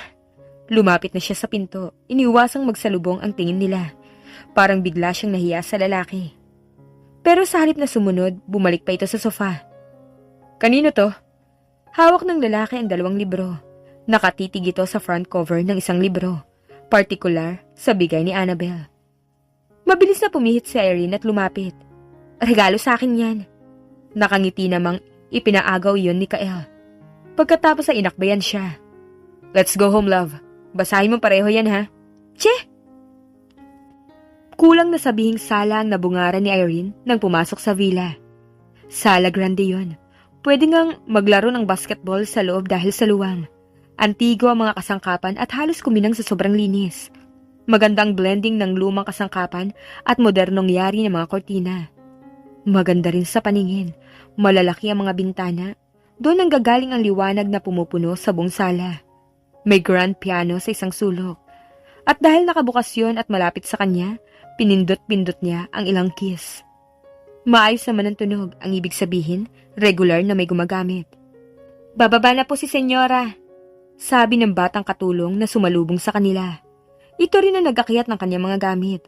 Palagi may ekstra gamit si Kael sa sasakyan at idinediretso na ng mga katulong sa labahan ang mga damit na nakuha sa kotse ng binata. Inakbayan siya ni Kael. Yun ang kauna-unahang close contact na ginawa nito sa kanya mula nang maaga silang umalis ng hotel. Relax, mabait ang mama ko. Si Irene ay nakaramdam ng kaba at pagkabahala habang tinitingnan ang mataas na hagdanan at ang mga detalyeng makikita sa bahay. Nang bumukas ang pinto, lumabas si Senyora Catherine, isang matandang babae na may matikas sa postura at puno ng alahas, nakahawig ni Mary Walter. Kahit ngumiti si Irene, hindi ito pinansin ni Senyora Catherine, na nagpatuloy sa paglalakad pababa ng hagdan. Si Irene, nagkabit ng nerbiyos. Sa takot, napahawak sa sinturera ni Kael. Ang kilos ni Senyora Catherine ay tila rina, at sa kabila ng kaba ni Irene, naiisip niyang parang kulang na lang ay korona para magmukhang isang tunay na reynang matanda. Mama! Isang hakbang lang ang naging layo ng binata sa kanya pero parang gusto niyang humabol. Parang bigla-bigla mag-isa na lang siya at may dadagit sa kanya. She felt relieved when Kael stood beside her. Hinawakan pa siya nito sa kamay. This is Irene, Mama. Siya ang bago niyong manugang. Magandang hapon ho, Mama. Parang umurong ang dila ni Irene. Nanigas din ang kanyang mga binti. Hindi alam kung dapat di ba niyang halikan ng ginang. Wala namang kakilos-kilos si Senyora Catherine. At sa tingin niya halos tumaas ang noon nito sa halip ng umiti. Bahagyang umangat ang isang kamay ng ginang. Nahulaan na niya ang kilos nitong iyon. Mabilis siyang nagmano. Nang umunat, saka pa lang niya ito nakitang umiti. Konti lang, tipid na tipid. Bukas pa ang kasal niyo, hindi ba? Si Kael ang binalingan ni Senyora Catherine. Bukas ng hapon, nasabihan ko na si Judge. I-remind ko na lang uli siya mamaya. Hindi na kailangan. May isang salita yon. Siguradong darating niyong bukas. Matikas pa rin ang tayo ni Senyora Catherine. Parang hindi na ibabaluktot ang likod. Gusto niyo na kumain? Magpapahain ako. Wag na mama, mas gusto namin magpahinga. Naningkit ang mga mata ng ginang. Halatang hindi nagustuhan ng narinig. Tumikhim si Kael. Sa kwarto ko na ipinalagay ang gamit ni Irene. Pareho na rin yun. Bukas kasal na kami. Isang dangkalang itinaas ng guhitang kilay ni Senyora Catherine nang akayin ni Kael si Irene papunta sa hagdanan. Sige po. Pagbibigay galang naman ni Irene nang mapatapat sa matanda. Kulang na lang mapatalon siya sa nerbiyos. Kinakabahan siyang matalisod sa paghakbang at pulutin na lang sa ibaba. Salamat na lang sa paghawak ni Kael sa kanyang kamay at narating naman niya ang dulo ng hagdan nang walang masamang nangyayari. Tumayo ang balahibo na Irene sa batok. Ramdam na ramdam niyang sinusundan sila ng titig ng kanyang magiging biyanan. At daig pa niya ang may nakaharap na multo sa nararamdamang tensyon. Umakyat yata sa lalamunan niya ang kanyang puso. Mabait pala ha? Nakairap na sabi ni Irene kay Kael nang nasa kwarto na sila ng lalaki. Dahil nalalambot ang mga tuhod. Naupo na siya sa pinakamalapit na silya at kay Kael nakatutok ang nanunumbat niyang mga mata. Masuyo siya nitong pinisil sa baba. Pasensya ka na. Naistorbo lang yun sa siesta kaya ganun. Mabait talaga yon, I swear. Swear ka dyan. Ikaw ang susumpain ko kapag naging miserable ang buhay ko rito. Si Kael ay nagpakita ng iritasyon at naglakad papunta sa walk-in closet. Malalim ang hininga at tinalikuran si Irene. Habang mag-isa, nakapagpahinga si Irene at nagsimulang mag-appreciate sa kwarto. Maluwang ito at maayos. May malapad na kama, Persian rug at may night lamp sa magkabilang gilid ng kama. Ang dalawang bintana ay malalaki at kahit may aircon, kung saan natagpuan ang pinto papunta dito. Ngunit hindi siya lumabas. Pagbalik niya ng kortina, napansin niyang nakapambahay na si Kael, hubad baro at nakashorts na lamang. Bakit nakahubad ka na? Tanong ni Irene. I won't mind kung gagaya ka. Magugustuhan ko pa nga yun. Kailangan natin mag-usap, Kael. Anong pag-uusapan natin? Tungkol sa ating dalawa. Magpapakasal tayo, malinaw yon. Alam ko na yon, ang ibig ko malaman kung papayagan mo pa ako magtrabaho. Pasok ka na sa isang buwan. Kung dito ako titira, dapat ngayon palang ayusin ko na mga papers ko at dito ako maghahanap ng eskwelahang pagtuturuan ko. Hindi na kailangan yon. Retired principal si Mama. Marami siyang koneksyon. Kung pagtuturuan lang ang kailangan mo. Ang problema mo, hindi naman ako papayag na magtrabaho ka pa. Kayang-kaya kitang buhayin. Alam mo naman siguro yun. Hindi lang naman yun ang punto ko. Anong malay mo? Kung hindi ako pambahay lang. Kung hinahanap ng katawan kong pagtuturo. Alright, for the meantime, dito ka muna sa bahay. Kapag nakita ko mamamatay ka na sa inip, saka lang kita papayagan magtrabaho. That's unfair, Kael. Anong unfair? Saka teka nga, you're supposed to conceive. Natural lang na dito ka lang sa bahay. Pag-uusapan din natin yan. Ano pa bang pag-uusapan? Tapos na tayo dyan. You're going to give me a child. I don't care whether a daughter or son. Basta bibigyan mo ako ng anak. Nagunahan na naman ang tibok ng kanyang puso. Hindi pa tayo kinakasal. Ano naman ang kinalaman nun? Siguradong pakakasalan kita, alam mo naman yun. Now, let's see kung gaano ka ka-healthy, sabi nga ng doktora mo. Ayoko. Anong ayaw mo? Ayoko pa, where are my things? Nandun na, inayos na kanina ni Senya. Pinuntahan niya yun. Kung sa baga, you better take a bath first. Unfair din naman sa akin, kakashower ko lang oh. Magtiis ka dyan, bukas pa ako papayag. Ang swerte mo naman.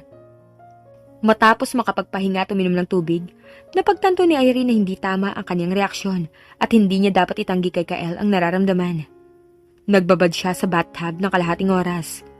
Pagkatapos nakaramdam siya ng pagiging presko at bumalik sa kwarto, kung saan nakita niyang nakasimangot si Kael at agad itinago ang binabasa nang makita siya.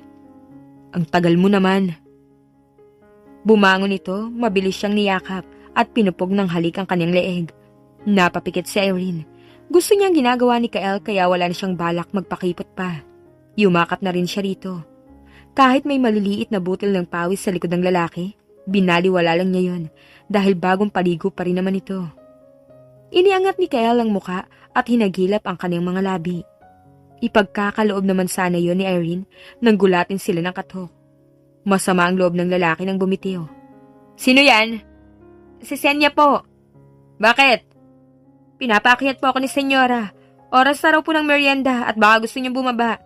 Yung mesa po sa likod ang ipinahanda niya. Tumingin ang lalaki kay Irene. Gumalaw ang kanyang ulo. Hindi lang siya sigurado kung tumango siya o umiling. Parang hindi niya kayang saluhan si Senyora Catherine kahit man lang sa merienda. Parang hindi siya matutunawan. Sabihin mong susunod na kami. Narinig niyang sabi ni Kael. Inaasahan na ni Irene ang ginataang bilo-bilo o kakanin, gaya ng sinabi minsan ni Kael. Kaya nagulat pa siya nang maupo sila sa garden set. Krema de fruta ang nakahain. Si Mama? Tanong ni Kael kay Senya na naghatid sa kanila. May sinaglit lang po sa greenhouse. Sagot ng kasambahay na ilang sandali pang nakatayo roon at mukhang naghihintay ng ipag-uutos. Sige na, okay na kami rito. Taboy ni Kael. Ayaw sa akin ng mama mo. Sabi ni Irene nang makalis na si Senya. Walang pagtatampo sa kanyang tono. Wala ring galit. Parang wala siyang pakialam kung gusto man siya o ayaw ni Senyora Catherine. Ipinagkibit balikat lang yun ni Kael. Parang baliwala rito kung maging magkasundo man sila o hindi ng mama nito. Ito na lang merienda ang bigyan natin ng atensyon. Sabi pa nito at pinagsalin pa siya sa platito. Isusubo na lang ni Irene ang krema de fruta nang makita si Senyora Catherine na lumitaw mula sa isang kanto. Salubong ang mga kilay ng ginang at ang isang kamay ay may hawak na isang tangkay ng orchid. Kain na po tayo. Alok niya nang mapalapit ang ginang sa kanila. Bahagya naman itong tumango. Mauna na kayo, may kakausapin lang ako. Sabi nito at pinungo na ang daan papunta sa kusina. Sino ang lumapit sa mga halaman? Hindi to mababalik kung walang nakasagi. Masungit na sita nito. Kumain ka na lang na kumain dyan. Sabi sa kanya ni Kael nang mahalatang nakikiramdam siya. Hindi mabait ang mama mo. Mahinang sabi ni Irene. Hindi na niya nasundan ang sasabihin dahil nasa bibig na niya ang kutsara ni Kael. Isinusubo nito sa kanya ang isa pang hiwa ng krema de fruta. Sinundan pa yun ng isang tango para sumunod siya. Kumain naman siya kahit may konti pang laman ang kanyang bibig. Ngumiti si Kael. Tiningnan nito ang platito niya. Naunawa naman niya ang hinihintay nitong mangyari. Inulit niya kay Kael ang ginawa nito sa kanya. Parang bata namang umanga ang lalaki. Kulang na lang isubo pati ang kutsara. Pero dahil nagloloko si Kael, ay hindi na isubong lahat ang pagkain. Tumapon ang iba sa dibdib nito at may natira pa sa gilid ng labi. Naiiling na dumampot si Irene ng table napkin at dinampian ang sulok ng bibig ni Kael. "Thanks, love," sabi nito at kinindatan pa siya. "Love ka dyan." Pandidilatan sana niya ang binata pero paparating na si Senyora Catherine. Bumalik siya sa kanyang upuan. "Oh, mama, kain na." Casual na alok ni Kael. "Akala ko ba gusto mo kami makasalo? Bakit kung saan-saan ka na naman nagpupunta?" "Na-high blood ako." Mataas ang tonong sabi ni Senyora Catherine. "Alam mo namang ayoko na masisira mga halaman ko." "Kayo naman, hayaan nyo na yon," sabi ni Kael. Ito pa ang nagsilbi sa ina. "Kung iisipin nyo pa yon, yan namang beauty nyong masisira. Ang wrinkles mo, mama." Dagdag pa ng binata. Likas ang pagiging malambing nito, na parang mawawala ang anumang galit o inis ng ina ng ganun kadali. Napangiti si Irene sa arte ni Kael. Napapitlag pa siya ng balingan ni Senyora Catherine. "Iha, pakisalinan mo nga ako ng juice." Nakangiti na ito na parang biglang naplansya ang lukot sa muka. Kulang na lang mataranta si Irene sa pagsasali ng juice. Hindi lang siya basta binigyan ng atensyon ni Senyora Catherine. May lambing pa sa paraan ng pagutos nito. At sa sobrang kaligayahan na maplis ang ginang, hindi sumakto sa baso ang isinasali niyang juice. Kumalat yon sa puting-puting mantel. Ninerbyos na naman si Irene. Kahit kay Kael, hindi siya makatingin habang hindi magkandatuto sa pagdampi ng table napkin sa tumapong likido.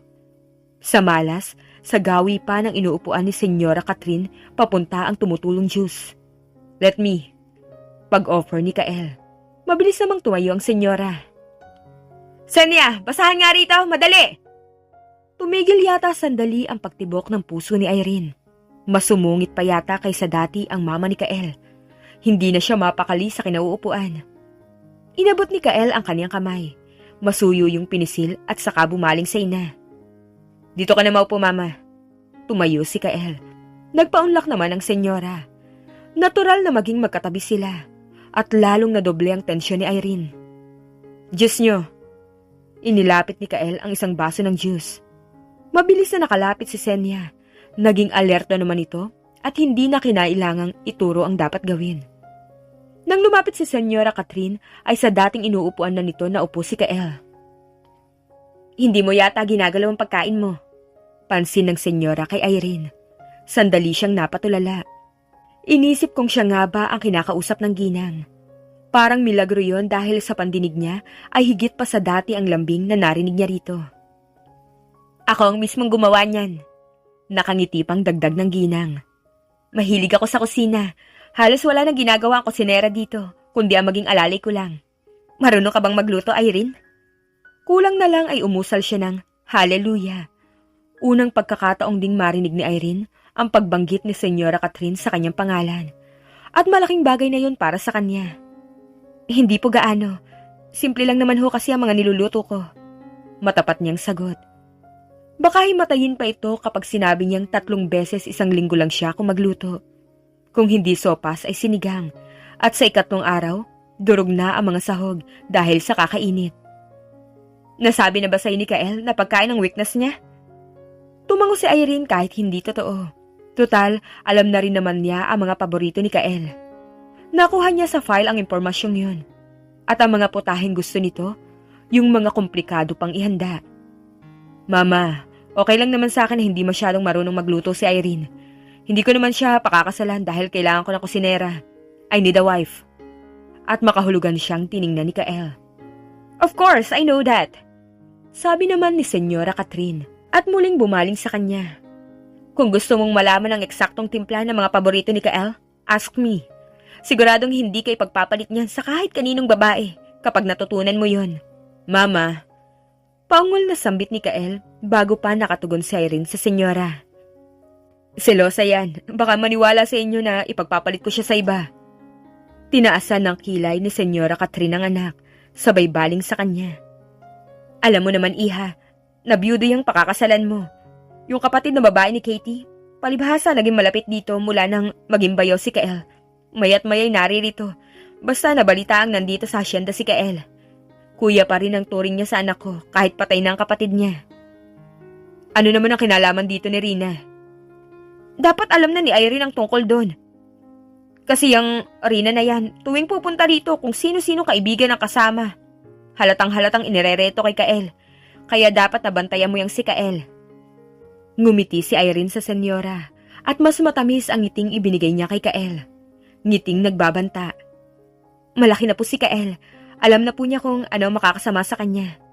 Anyway, sabi ni Senyora Catherine at buong finesse na dinampian ng table napkin ang mga labi. Alas 5 kung maghanda ako ng hapunan. Pumunta ka na lang sa kusina kung gusto mong matutong magluto ng putsyerong baka. Paborito yun ni Kael. Lalo at puno sa budbod ng dinikdik na mani. Pupunta kami ng manggahan, Mama. Agaw ni Kael sa kanyang sasabihin. Sa'yo na muna ang pagluluto at saka na kayo magturoan ng magiging misis ko. Gusto ko kasi siyang ilibot sa buong hasyenda. O siya, ikaw nga ang bahala. Tumayo na si Kael. Sinanyasan din ni Irene na tapusin na rin ang pagmameryenda. Kael, talaga bang wala kang balak na mangumbida sa kasal niyo bukas? May oras pa para makapaghanda ng mga putahe. Pag nagkaapo kayo, saka kayo maghanda ng grande, Mama. Napag-usapan na namin ang simpleng kasal. Sabi ni Kael. Hawak ng lalaki si Irene sa kamay nang pumasok sila sa bahay. Sa kusina sila nagdaan. Nakita ni Kael sa ibabaw ng refrigerator ang maraming susi. Pero lumagpas sila roon na hindi ito kumuha ng susi ng kahit na anong sasakyan. Akala ko ba pupunta tayo sa manggahan? Tanong niya. Saka na yon, sa kwarto tayo pupunta. Itutuloy natin yung nabitin kanina. Ayaw! Anong ayaw? Basta, ayaw. Saan ka pupunta? Sa mama mo. Mabait nga pala siya. Gusto ko pa siyang makakwentuhan. Marami pang araw para dyan. Marami pa rin namang araw para sa gusto mo. Siguro ganun talaga ang mga babae. Humakbang siya ng isang palayo kay Kael. Kapag namilit pa ito, wala nang pakipot-kipot pa. Siya pa ang mag-aayang umakyat. Pero 3 hakbang na ang ginagawa ni Irene. Wala pang aksyon mula sa lalaki. Nilingon niya si Kael. Hindi magandang ekspresyon sa mukha nito habang nakasandal sa divider na Nara. May oras ka rin. Tumaas na ang isang kilay ni Irene at tumulis pa ang nguso. Hindi bagay kay Kael ang maginarte, kaya pigil ang tawang iniwan na niya ito. Akala ko pupunta kayo sa manggahan. Tanong ni Senyora Catherine kay Irene nang lumapit siya sa ginang. Napanatag ang loob niya nang umaliwala sa mukha nito. Sabi po ni Kael, saka na lang. Hapon na raw kasi. Tutulong po ako sa pagluluto. Gusto ko pong matutuhan ang mga paborito ni Kael.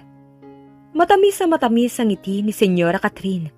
Sigurado si Irene na nahuli niya ang kiliti ng ginang. Tinapik pa siya nito sa kamay. Basta wala kayong lakad ni Kael. Lapitan mo lang ako sa kusina. I'll be glad to teach you. Hindi naman sa ikinokumpara kita kay Katie, but she never showed any interest in cooking. But she was nice. Ngumiti lang siya, nag-iingat na baka sa pagbibigay niya ng komento, hindi pa yung magustuhan ng ginang. Kaunti lang ang binanggit ni Kael tungkol sa'yo. Kwentuhan mo naman ako. Hindi yun napaghandaan ni Irene. Wala nga siyang idea kung anong sinabi ni Kael tungkol sa kanya. Pasensya ka na kanina. Masama kasi ang pakiramdam ko. But really, I'm happy that Kael will get married again. I can see na nakarecover na siya ng husto sa pagkawala ni Dolphy. He loved my grandson so much. Kung hindi siguro na wala ang apo ko, baka hindi na siya nag-asawa. But of course, you are welcome in this house. Salamat po. Do you work, Irene? Pero sabi po ni Kael, tumigil muna ako pansamantala. Hindi raw po niya gusto ang working wife. Pag nakita raw po niyang mamamatay na ako sa inip, saka lang siya papayag na magtrabaho uli ako. Ang anak ko talagang yan. Mana siya sa papa niya na ayaw rin pinagtatrabaho ang asawa. Mine was a dignified profession at hindi ko naman sila napapabayaang mag-ama. Kaya inabot pa ako ng retirement age sa eskwelahan. Teacher din po ako. Grade 1 po ang tinuturuan ko sa mga Montessori. Humble na sabi ni Irene. Pakiramdam niya magkasundo na sila ni Senyora Catherine. Nadagdagan ng tuwa sa mukha ng ginang. Well, nasa inyo ni Kael. Kung ayaw na nga niya magtrabaho ka pa. Pero kung gusto mo, matutulungan pa kitang makahanap ng school na pagtuturuan mo rito. Lumapit na sa kanila si Senya. Mag-alasing ko na po, senyora. Sa kusina na tayo, Irene. Doon na natin ituloy ang kwentuhan. What do you think? Tanong ni Senyora Catherine sa anak. Katulad ng ginang, naghihintay rin si Irene sa reaksyon ni Kael. Halos siya ang nagluto nun at naka-assist lang ang senyora. Halos lumapot sa dinikdik na mani ang sarsa at hindi niya maintindihan kung bakit kailangan lagyan ng mani. Lasang-lasa ang mani. Masarap ba? Si Kael ang nakaupo sa kabisera at nasa magkabila silang dalawang babae. Sandali, hindi ko pa masyadong malasahan. Nanlolokong sabi ni Kael. Hindi mo na kailangan sabihin sa akin, Mama. Si Irene na nagluto nito. Hindi ganito ang timpla mo. Madali namang matuto si Irene. Pwede kong ipamana sa kanya ang pangungusina. You're right, Mama. Bukas, love, sinangag na maraming green peas ang gusto ko sa almusal. Nawili ka naman. Don't bother, Irene. Ako na ang bahala bukas. Alam ko namang hindi kayo agad bababa. Wala namang mali siya sa tono ni Senyora Catherine. Pero dahil binunggo ng tuhod ni Kael ang kanyang binti, pinamulahan tuloy siya ng muka. May dala ka bang VCD, Kael? Nasabi na kay Irene ni Kael na libangan ng mama nito ang panonood ng pelikula. Nakalimutan ko, Mama. Nakafocus kasi ang isip ko sa pag-uwi namin dito. It's okay, mainam nga. At nang maaga ako makapagpahinga. Hay nako, Irene. Ewan ko ba kung bakit nawili ako manood. Minsan kahit mapuyat ako, sige pa rin. Maraming pagpipilian dyan sa TV room. Manood kayo kung gusto nyo. Mama, meron ako mas gustong gawin kaysa manood. Kung silang dalawa lang, baka kiligin pa si Irene sa sinasabi ni Kael. Pero dahil mayroong ibang tao, nahihiya siya. At alam naman siguro yun ni Senyora Catherine dahil pinalisikan nito ng mga mata si Kael. Tikman mo yang panghimagas. Dala pa yan ni Rina kahapong nagpunta rito at hinahanap ka. Bakit na naman daw? Magpapatulong daw sana sa'yo. 1,000 beses na niyang dialogue yun. Alam mo namang sa'yo lang lumalapit yun. Sa'yo lang kasi malapit yun, iho. Alam ko, pero Mama, sobra naman minsan. Hindi naman ako tubero. Akong pinapagawa niya ng mga sirang gripo sa banyo niya. Hindi pinansin ni Kael ang dessert. Minatamis na beans lang naman yun. At wala talagang appeal dahil katulad din yun ng mga luto ni Irene sa apartment. Durog din ang beans. Pahingi ng tubig, love. Akyat na tayo. Alam na alam ni Irene ang kahulugan nun at pahiyang-pahiya na siya kay Senyora Catherine. Pasalamat lang si Irene at edukada si Senyora Catherine. Marunong magpatay mali siya para hindi na siya mapahiya ng husto. Kunwari walang narinig at abala sa pagsasalin ng sariling inumin. Mag-usap nga tayo, Kael. Sabi ni Irene nang wala siyang magawa at dinala rin siya ng lalaki sa kwarto. Binitiwan siya ni Kael. Naupo roon at sumandal sa headboard. Ano naman ang pag-uusapan natin? Hindi pa ba matatapos sa mga gusto mong linawin? Meron kang hindi sinasabi sa akin. Si Rina, wala yon. Huwag mong intindihin yun. O huwag mong sabihin sa akin, tama nga ang hula ko na selosa ka. Wala naman akong pakialam dun. Wala akong pakialam sa'yo. At hindi rin si Rina ang gusto kong pag-usapan natin. Mas mabuti nga kung wala na tayong pag-uusapan eh. Meron ako mas gustong gawin kaysa magtalo pa tayo. Linawin mo muna sa akin, Kael. Ano ba talagang papel ko sa'yo? Asawa. At saka syempre, bibigyan mo ako ng anak. Alam ko yun. Ang ibig kong sabihin, sabi mo sa akin, ang mama mo ang magiging ina ng anak ko. Ibig sabihin, baliwala na lang ako. Ganun ba? At saka habang buhay ba akong dapat nakasal sa'yo? That's unfair. Naisuklay ni Kael ang mga daliri sa buhok. Narinig ko na naman sa iyan. Bakit ba ang ligalig mo? Gusto mo bang maghiwalay tayo? Tanggap ba sa publiko na hiwalay sa asawa ang isang teacher? Di ba dapat, lagi kayong mabuting halimbawa sa lahat? Sa mama ko nga, madalas marinig na ang pagiging teacher, isang dignified profession. I just want to understand everything, Kael. Ang tanong kong sagutin mo. Paano ako pagkatapos kitang bigyan ng anak? At saka, syempre, anak ko rin yun. Hindi naman ako papayag na iba ang tumayong magulang sa anak ko. Ikaw na rin ang sumagot sa tanong mo. At para wala kang reklamo, uulitin ko na lang. We will stay married to each other. At ikaw magiging ina ng anak natin. Pero huwag mo namang pagkaitan paminsan-minsan na mama ko. Sabik din yun sa magiging apo niya. Niyakap siya ni Kael at pinaliguan ng maliit na halik ang paligid ng kanyang muka. Isang buntong hininga ang kanyang pinakawalan. How about love, Kael? Nateten si Irene sa tanong niyang yun. Ano ang problema ron? Paano kung ma-inlove ka uli? O kaya ako ang ma-inlove sa iba? We have to break this marriage kapag nangyari yun. You will never fall in love with someone else. You will be busy mothering our child, and I'll make you busier in other things. Hindi kita bibigyan ng pagkakataong magbuhos ng atensyon sa ibang lalaki. Cruel! Inaangkin mo na ng lubos ang buhay ko niyan, samantalang ikaw malaya sa lahat ng bagay. Hindi mo kailangan rendahan, Irene. Hindi ba sinabi ko na sa'yo noon? After losing my son, tumigil na rin ako magmahal. But I could care. Sana sapat na yun sa'yo. Sumeryoso na naman ito. I want to be loved, Kael. Hindi naman pwedeng puro care lang. Puno ng determinasyong pahayag niya. I understand that, Irene. Kaya nga hindi ako nangangako sa'yo. Pero wala kang dapat na ipangamba. Hindi ko gagawing miserable ang buhay mo. I'll hold you on to that, Kael. Niyakap siya ni Kael, mahigpit at halos hindi siya makahinga. Pero gumanti siya ng yakap.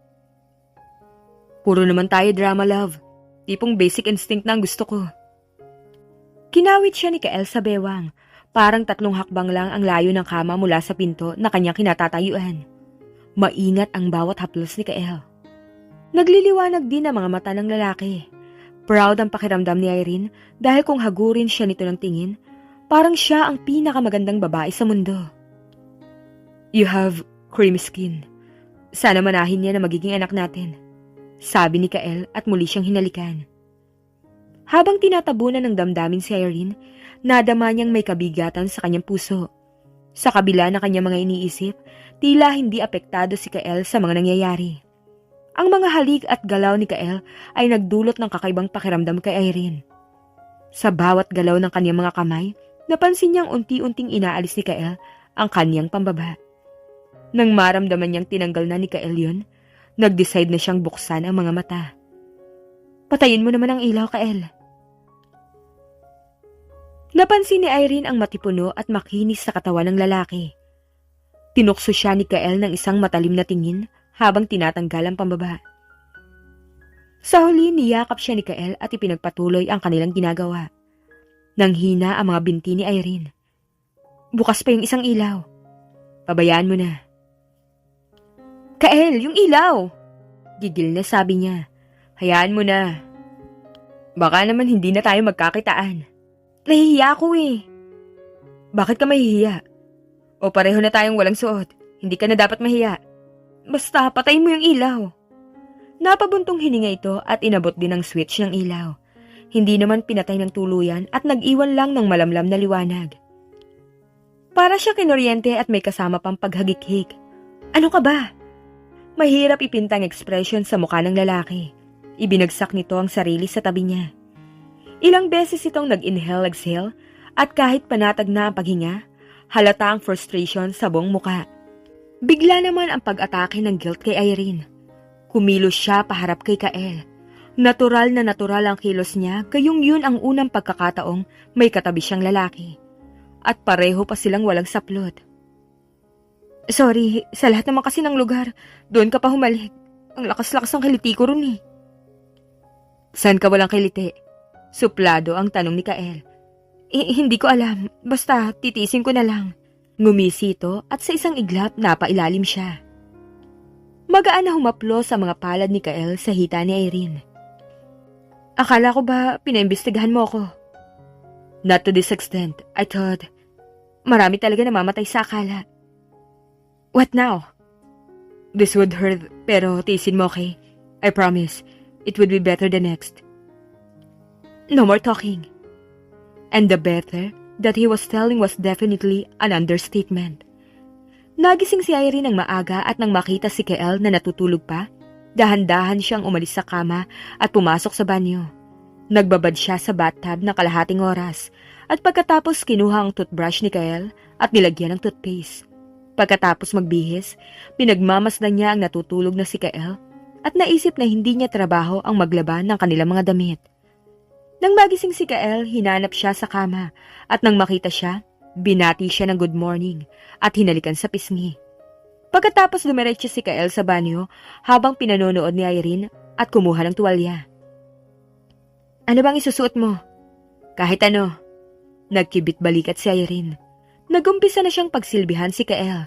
Ginagawa na niya itong dependent sa kanya. Umiibig na ba siya sa lalaki? Natulala na si Irene sa isipin yun. Pinuno niya ng hangin ng dibdib. So what kung ma-inlove siya kay Kael? Magiging asawa naman niya ito at patuloy na magsasama bilang mag-asawa. Gaya ng pangako nito. But he could just care. Paalala ng isang bahagi ng isip ni Irene. I'll make him fall in love with me. Bulong niya sa sarili, puno ng pangako, puno ng determinasyon. Lumabas na siya ng kwarto. Gusto ni Kael ng sinangag na maraming green peas at yun ang kanyang inihanda. You're early, sabi ni Senyora Catherine. Good morning, Mama. Good morning. Bakit ba kung tawagin mo ako ng mamay parang ninenervous ka pa? Natatakot ka ba sa akin? Po? Feel comfortable, Iha. I have nothing against you. Ikaw ba ang magluluto? Ako na lang po. Ituro niyo na lang sa akin kung ano ang gusto ni Kael na almusal. You're a very good wife in the making, Irene. Kaya nga maswerte ako. Para mas masarap yan, love. Samahan natin ng dice ham. Iiwan ko na kayong dalawa. Nang maihanda na ang lahat ay sa kanila tinawag si Senyora Catherine. Bago mananghali ay dumating na sina Annabel at Cristel. May dala pang regalo si Annabel. Maya-maya lang, dumating na rin ang judge na magkakasal kina Irene at Kael. Kasama nito ang anak na si Alex, nakaklase ni Kael sa UPLB. Hindi na nila hinintay ang oras na napag-usapan. Naipon na sila sa library. Casual dress lang ang suot ni Irene. Casual din ang attire ni Kael. Si Senyora Catherine lang, ang donyang-donya ang anyo dahil kahit nasa bahay, palagi itong postura. Face each other. Hold each other's left hand. Sumunod naman sila. Meet each other's eyes. Sa kasal ni Irene at Kael, naramdaman ni Irene na walang kaibahan ang seremonya sa harap ng pari o ministro. Habang nagpapalitan sila ng mga sumpa, hindi napigilan ni Irene ang maluha. At pati si Kael, nagkaroon ng luha sa mata. Nang magbigay ang judge ng singsing, ipinakita ni Senyora Catherine ang pares ng singsing. At nang isuot ni Kael ang singsing kay Irene, naramdaman niyang simbolo ito ng pag-aari at pangako ni Kael sa kanya. Nang maglagay din siya ng singsing kay Kael, mahigpit nilang pinanatili ang paghahawak kamay. Pagkatapos ng seremonya, pinirmahan nila ang marriage certificate kasama ang mga saksi at inilagay ang dokumento sa folder. Ipaparehistro ko pa to. Ipapadala ko na lang sa inyo ang kopya. Kailangan ko pa bang sabihin? Malaki na kayo. Nagbibirong sabi nito. Be traditional, Dad, sabi ni Alex. Okay, I now declare you man and wife. Kael, you may now kiss your bride. Exaggerated na suminghap si Annabel. Pinagsaliko pa nito mga daliri. Hinawakan si Irene ng kanyang asawa sa mga kamay at masuyong-masuyong idinampi ang mga labi sa kanyang mga labi. Kakaiba ang dating ng halik na yon kumpara sa mga naunang halik ni Kael noon. Sa pagkakataong yon, napakabanayad at punong-puno ng pag-ibig. Bago pa tuluyang naghiwalay ang kanilang mga mukha, nabasa pa ni Irene sa mga labi ni Kael nang bigkasin nito ng walang tunog ang mga salitang, I love you. It must be slip of the tongue, at hindi balak na iparinig yun sa kanya. Hinintay niyang ulitin ni Kael ang sinabi, pero inabala na nitong sarili sa pagtanggap ng pagbati mula sa mga naroroon. Tayo na sa komedor, anyaya ni Senyora Catherine pagkatapos ng batian.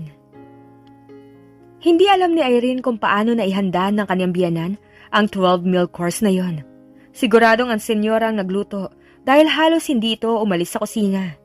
At kahit nagpresenta siyang tumulong, itinaboy lang siya. Pero talagang napakasarap na mga pagkain iniluto ni Senyora Catherine. Kahit si Cristel na napakaselan sa pagkain ay ginanahan. Hindi rin nakaligtas sa mga mata ni Irene ang pakikipagpalitan na makahulugang tingin ng kaibigan kay Alex. Napangiti siya. What are you thinking? Bulong sa kanya ni Kael. Naipagkamali ni Annabel na hinahalikan ni Kael si Irene, kaya nagsimula itong manukso. Hindi tayo dapat magtagal dito, Cristel. Makakaabala tayo sa mga bagong kasal. Saan sa Maynila ba kayo uwi? Sumabay na kayo sa akin, paluwas din ako. Maagap namang sabi ni Alex. Hindi na nila kasalo ang judge dahil may bisita pa raw ito. May dala kaming sasakyan, sagot ni Annabel. Pero pwedeng sumabay sa'yo si Cristel, hindi ba? Puno ng kahulugang tumingin ito sa kaibigan. Hindi ba kay Cristel ang dalan yung kotse? Nangaasar na sabi ni Kael. Oo nga, ano naman kasi? Kasi hinihiram ko kay Cristel yan paminsan-minsan. Tama, yun nga. Hinihiram ko yan ngayon, di ba, Cristel? Tango lang ang naisagot ni Cristel. Sa loob-loob niya, malaki ang kanyang pasasalamat kay Annabel dahil sa pagtatahi-tahi nito ng istorya. Iniisip na niyang bigyan agad ng tiket ang kaibigan, papunta sa Paris, kahit wala pang mapapangasawa. Ma'am, paalam ni Cristel kay Senyora Catherine. We're leaving after lunch. Sana hindi niyo masamain. Busy people. I won't mind, don't worry. But please come back. Palagi kayong welcome dito. Heto nga pala yung gift sa atin ni Cristel. Ipinakita ni Irene kay Kael ang travel papers. Binuksan nila ang regalo ni Annabel. Scented candle yon. Nakakapag-enhance daw ng mood, kaya hindi na nag-aksaya ng oras si Kael at sinindihan ang kandila. Isinara pa nito ang lahat ng bintana para agad na kumalat ang amoy sa paligid. Napakagalante naman ni Cristel. Ay, ganun talaga yon. Gusto mo bang mag-travel? May time frame ba yan? Hindi ako mahilig mag-abroad. Napipilitan lang ako dahil sinasamahan ko si Mama. Kahit kailan to pwedeng gamitin. Regalo yun sa kanilang dalawa pero bakit sa tono ng pagsasalita ni Kael? Parang hindi ito interesado. Good. Pagkatapos magbaba ng niyog, saka natin yan i-schedule. Hindi pa ba umepekto sa iyo ang amoy ng kandila? Malambing na bulong nito. He was kissing the back of her ears boldly. Kael. Inakay siya ni Kael papunta sa kama. Una nitong ibinagsak ang sarili roon at saka siya hinila sa ibabaw nito. He rested his head on her bosom. Love, he murmured. Nasa yung mga librong regalo sa'yo. Binasa mo na ba? Pabiro niyang sinampal ang muka ng asawa. Pagkatapos ng kanilang pagniniig, pareho na silang nakatingala sa kisame ng kwarto. Nakaunan si Kael kay Irene at masuyong humahaplos sa mga kamay ng lalaki sa kanya. You have to admit one thing, Kael. Malambing na sabi ni Irene. What is that? Kanina, when you kissed me, you said something. You said, I love you. I did? Nakiunan si Kael sa kanyang unan at tumingin sa kisame. Kalimutan mo na yon, Kael. Baka nagkamali lang ako. I'm sure I said that. Perhaps I really mean that. Irene, I'm confused. Hindi pa ako sigurado. I realized something, Kael. And I'm so sure about this. Kahit na hindi ka pa siguradong mahal mo ako. I realized that I'm falling in love with you, Kael. Pag-amin ni Irene. Medyo maluha-luha pa siya nang sabihin yon. At para mapagtakpan, hinawakan niya si Kael sa magkabilang pisngi at inilapit ang mga labi. Nang halikan niyang asawa at pumikit, nalaglag ang kanyang mga luha mula sa sulok ng kanyang mga mata. Tumugo naman ang halik si Kael. Sandali lang pero banayad ang halik na yon. Hinaplos nito ang kanyang muka. Bakit ka umiiyak? Iling ang isinagot ni Irene. Niyakap siya ng matagal ng asawa at sa ganong ayos siya tinangay ng antok. Anak lang ang habol ko, Irene. Sabi sa kanya ni Kael kinabukasan. Nauna pa ring magising si Irene. Pagkagaling ng banyo, saka pa lang niya dinatnang nakaupo ang asawa sa gilid ng kama. I even swore to myself na hindi na ako magmamahal. At kaya ikaw ang hinanap ko dahil gusto kitang parusahan. I want you to pay for the loss of my son. Napahinga ng malalim si Irene. Inungkat na naman yun ni Kael sa kanya. At nakaramdam na naman siya ng guilt. I had you investigated. When I saw your picture, sabi ko sa sarili ko, madali kitang mapapasunod sa gusto ko dahil hindi mo gugustuhin masira ang pangalan mo.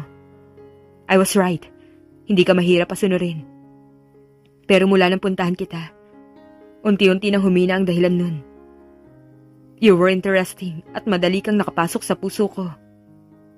Hindi mo na ako sinisisi sa pagkamatay ng anak mo? Lakas loob na tanong ni Irene. Marahang umiling si Kael. I realized it was more on my fault, or maybe it was nobody's fault. While I was grieving then, sabi ni Mama hanggang doon na lang talaga si Dolphy. Like her mother Katie, hindi sila nakatakdang magtagal dito sa mundo. Naihilamos ito ang palad sa mukha. Lumapit si Irene at niyakap ang asawa. He was grieving again to the two people he once loved. Hindi ako magdedemand ng kahit ano, Kael. We will stick to our agreement. Kalimutan mo na yung itinanong ko kagabi. You ought to know, Irene. You changed something in me, and I'm falling for you. Don't try to please me, Kael. We have lifetime in our marriage. Makapaghihintay ako kung kailan mo talaga ako mamahalin ng gusto. I'm not pleasing you, Irene. I'm admitting my feelings. I love you. I'm in love with you. Oh, Kael. I love you too. Next year na lang nilang gagamitin ang regalong honeymoon package ni Cristel. Mabigat na ang siya ni Irene sa honeymoon baby nila ni Kael at bawal siyang magbiyahe ng malayo. Nasa ika-6 na buwan na ang kanyang pagbubuntis at na-perfect na rin niyang iluto ang lahat ng mga paboritong pagkain ni Kael. Masayang masaya si Senyora Catherine. Bukang bibig nito kung gaano kaswerte si Kael sa napangasawa at mas excited pa sa pagdating ng baby. Habang tumatagal, lalong tumitibay ang kanilang pagsasama. At baliwala kay Irene kahit araw-araw pumunta ang kapatid ni Katie sa villa. Rina was only 12 at hindi niya ito dapat pagselosan. Tumigil na rin ang bata sa pagrereto ng mapapangasawa ni Kael. Naging close pa sila at sabik din sa pagdating ng baby. Isinosyo ni Irene kay Annabel ang pera niyang binubulok niya noon sa bangko. Naging napakalaking tulong naman yon para sa kaibigan. Napalaki nito ang negosyo at bumisita si Annabel sa kanya isang araw para mag-report. Marami ring ikinuwento ang kaibigan tungkol kina Cristel at Alex. Theirs was a whirlwind romance at nalulungkot sila na kung gaano kabilis nagdesisyon ng mga ito na magpakasal, ganun din kabilis na naghiwalay. Ipinagdarasal na lang nila na sana maayos na ni Cristel ang buhay nito, ang kasal kay Alex. Kilala rin naman nila ang lalaki. At alam nilang hindi papasok sa isang bagay o sitwasyon si Alex kung hindi rin lang sigurado. Naghahanap siya ng mababasa noon at doon na nabuhos ang kanyang atensyon. Love? Hindi niya namalayan ang pagdating ni Kael. Hinalikan siya nito. Ano ba yan? Pag-oosyoso ng asawa sa kanyang binabasa. He made a frustrated groan. Yun ang librong regalo ni Annabel. Don't torture me! Daing ni Kael. Itinigil na nito ang pakipag-make love sa kanya nang lumaki na ang kanyang tiyan. Malambing niyang hinaplo sa mukha ng asawa. I learned something, love. Marami naman palang paraan. I love you, Kael. I'm willing to do such. I love you too, Irene. That's why I'm patiently waiting. No need. At dito na po nagtatapos ang unang series story ng Paying for a Mistake to the Billionaire. Sana po ay subaybayan nyo ang susunod na series ng ating kwento. Maraming salamat.